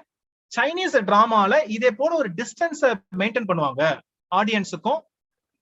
ஆடியன்ஸ் வந்து அந்த கேரக்டரோட ஒன்றை விடாம ஒரு யுக்தி வந்து பயன்படுத்துவாங்க. அது என்ன இன்ஸ்பயர் படிச்சு அப்படிங்கிறாரு. அப்புறம் இதே போல டிராமா வந்து என்ன சொல்றாரு அப்படின்னு சொன்னா, நான் அரிஸ்டாட்டிலியன் டிராமா. ஏன்னா அரிஸ்டாட்டில் என்ன சொல்றாரு, நாடகம் போட்டா அப்படியே ஒன்றி போயிடணும், கடைசியில பிட்டி இல்லையா, அப்படியே வந்து கர்த்தாசிஸ், அப்படியே வந்து மக்கள் பார்த்தோன்னே வந்து அப்படியே கேரக்டர் ஒன்றி போய் அவனுக்கு நடந்தது நம்மளுக்கு நடக்கும் அப்படின்னு சொல்லிட்டு யோசிப்பாங்க.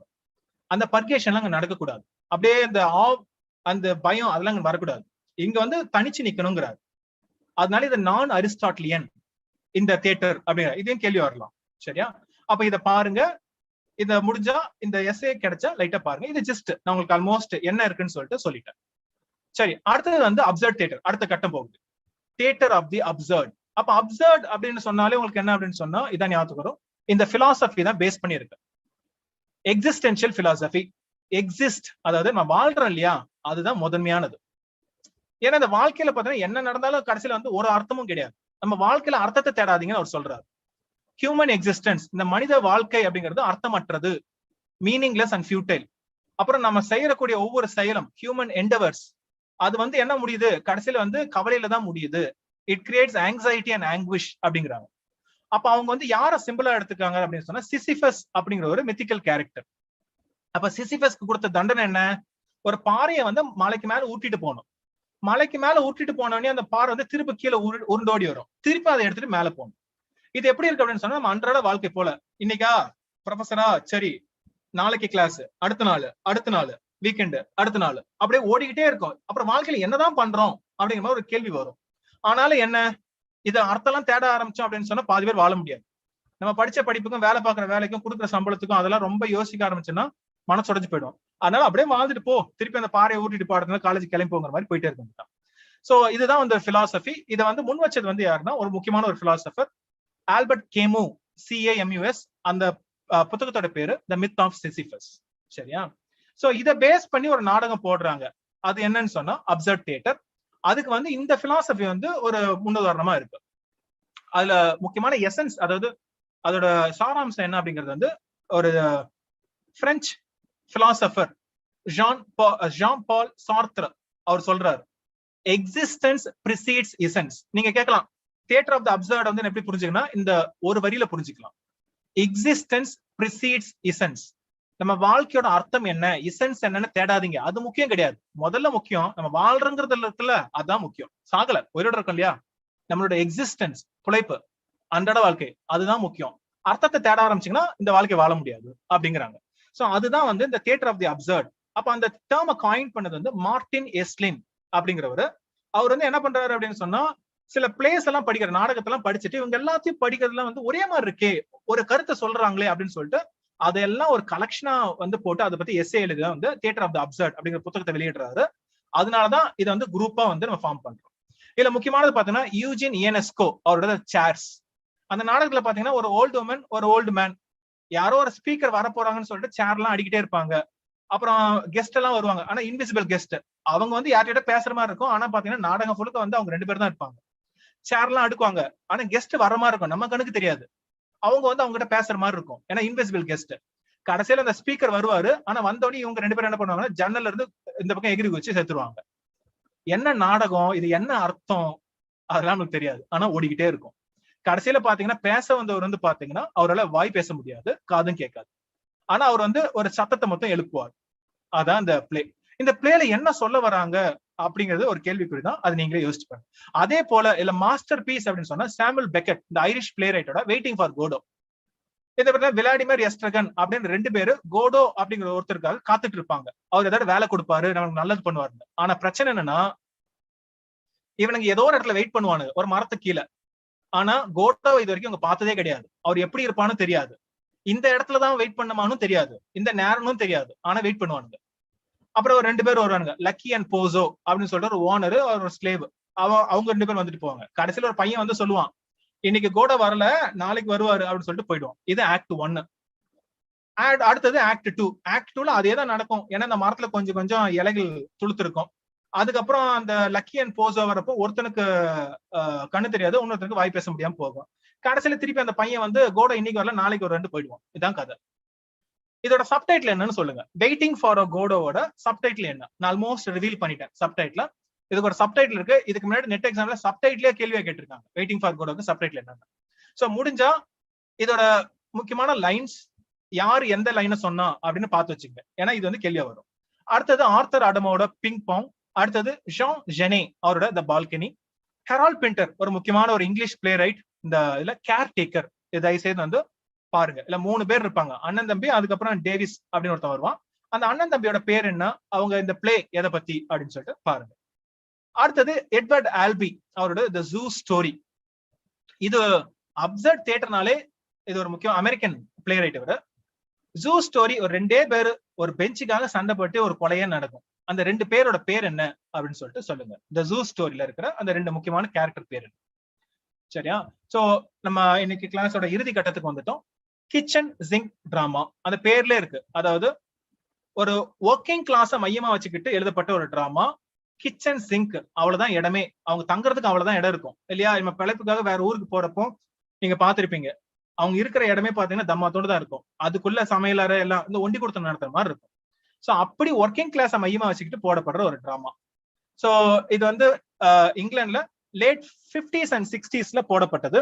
ஆல்மோஸ்ட் மாடர்ன் சொசைட்டி பார்த்து வெறுத்து என்னதான் நடக்குது அப்படிங்கிற மாதிரி ஒரு இது. அப்புறம் மிடில் கிளாஸ் வேல்யூஸ் வந்து கொஸ்டின் பண்ற மாதிரி ஒரு ஆட்டிடியூட் இது. இதுல முக்கியமான ஒரு பிளே அப்படின்னு சொன்னா ஜான் ஆஸ்பர்னோட லுக் பேக் இன் ஆங்கர்.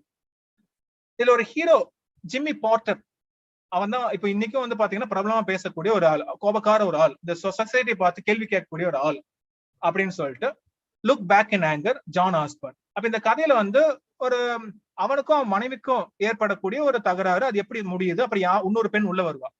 அவங்களுக்கு கேள்வி எதை வச்சுக்கோங்க, அந்த பெண்ணோட பேர் என்ன, அதாவது 2 பெண்கள் வருவாங்க, அவங்களோட பேர் என்ன, முக்கியமா இந்த ஜிம்மி பாட்டரோட ஒய்ஃபோட பேர் என்ன, அவங்களுக்கு கூட தகராறு, அது கடைசியில எப்படி முடியுது அப்படிங்கறத வந்து கதை லுக் பேக் இன் ஆங்கர். அப்புறம் இதுல வந்து நீங்க பார்க்க வேண்டிய பிளேஸ் என்ன அப்படின்னு சொன்னா, இந்த கேரக்டர்ஸ் எல்லாமே வந்து ஒரு ப்ராட்டஸ்ட், ஒரு எல்லாமே பார்த்தேன் அப்படின்னு சொன்னா சமூகத்தை எதிர்த்து குரல் கொடுக்கக்கூடியவங்களா இருப்பாங்க. அப்ப இதுல வந்து கிச்சன் சிங்க் டிராமா அப்படின்னு சொன்னா ஒரு முக்கியமான ஆளு ஆர்னால்டு வெஸ்கர். ரைட்டா, அவரோட பிளேஸ் நீங்க பார்க்கணும். நம்பர் 1 நீங்க பார்க்க வேண்டியது ரூட்ஸ், அந்த பிளே பார்க்கணும். அதுக்கப்புறம் சிக்கன் சூப் வித் பார்லி, இது பார்க்கணும். ரூட்ஸும் சிக்கன் சூப் வித் பார்லி பாருங்க. அதுக்கப்புறம் நீங்க பார்க்க வேண்டியது இவங்களுக்கு ஷீலா, SHELAGH, ஷீலா டீனலே, டீலனே, DELANEY, டீலனே, இவங்களோட A Taste of Honey அந்த பிளே. அதுக்கப்புறம் ஆலன் ஓவனோட the rough and ready lot, இவங்கள பாத்துக்கிட்டா போதும். இதுல நீங்க முக்கியமா பார்க்க வேண்டியது ஆர்னால்டு வெஸ்கர், அவரோட ரூட்ஸும் சிக்கன் சூப் வித் பார்லி, இது பாத்துக்கோங்க. சரியா? சோ இதுல இருந்து நீங்க அடுத்த கட்டத்துக்கு நீங்க நகரும் அப்படின்னு சொன்னா இதே மூமெண்ட், அதாவது இந்த பிளே வந்து இன்னொரு ஒரு இதோட சம்பந்தப்பட்டது. ஒரு குரூப் ஆஃப் நாவலிஸ்ட் இல்ல பிளே ரைட்ஸ் அவங்களும் இருப்பாங்க. ஆங்கிரி யங் மென் அப்படின்னு ஒரு மூமெண்ட் இருக்கு. ஆங்கிரி யங் மென் அப்படின்னா என்ன, அதுல யார் யார் இருக்கா என்னன்னு சொல்லிட்டு செக் பண்ணுங்க. சரியா? So thank you so much.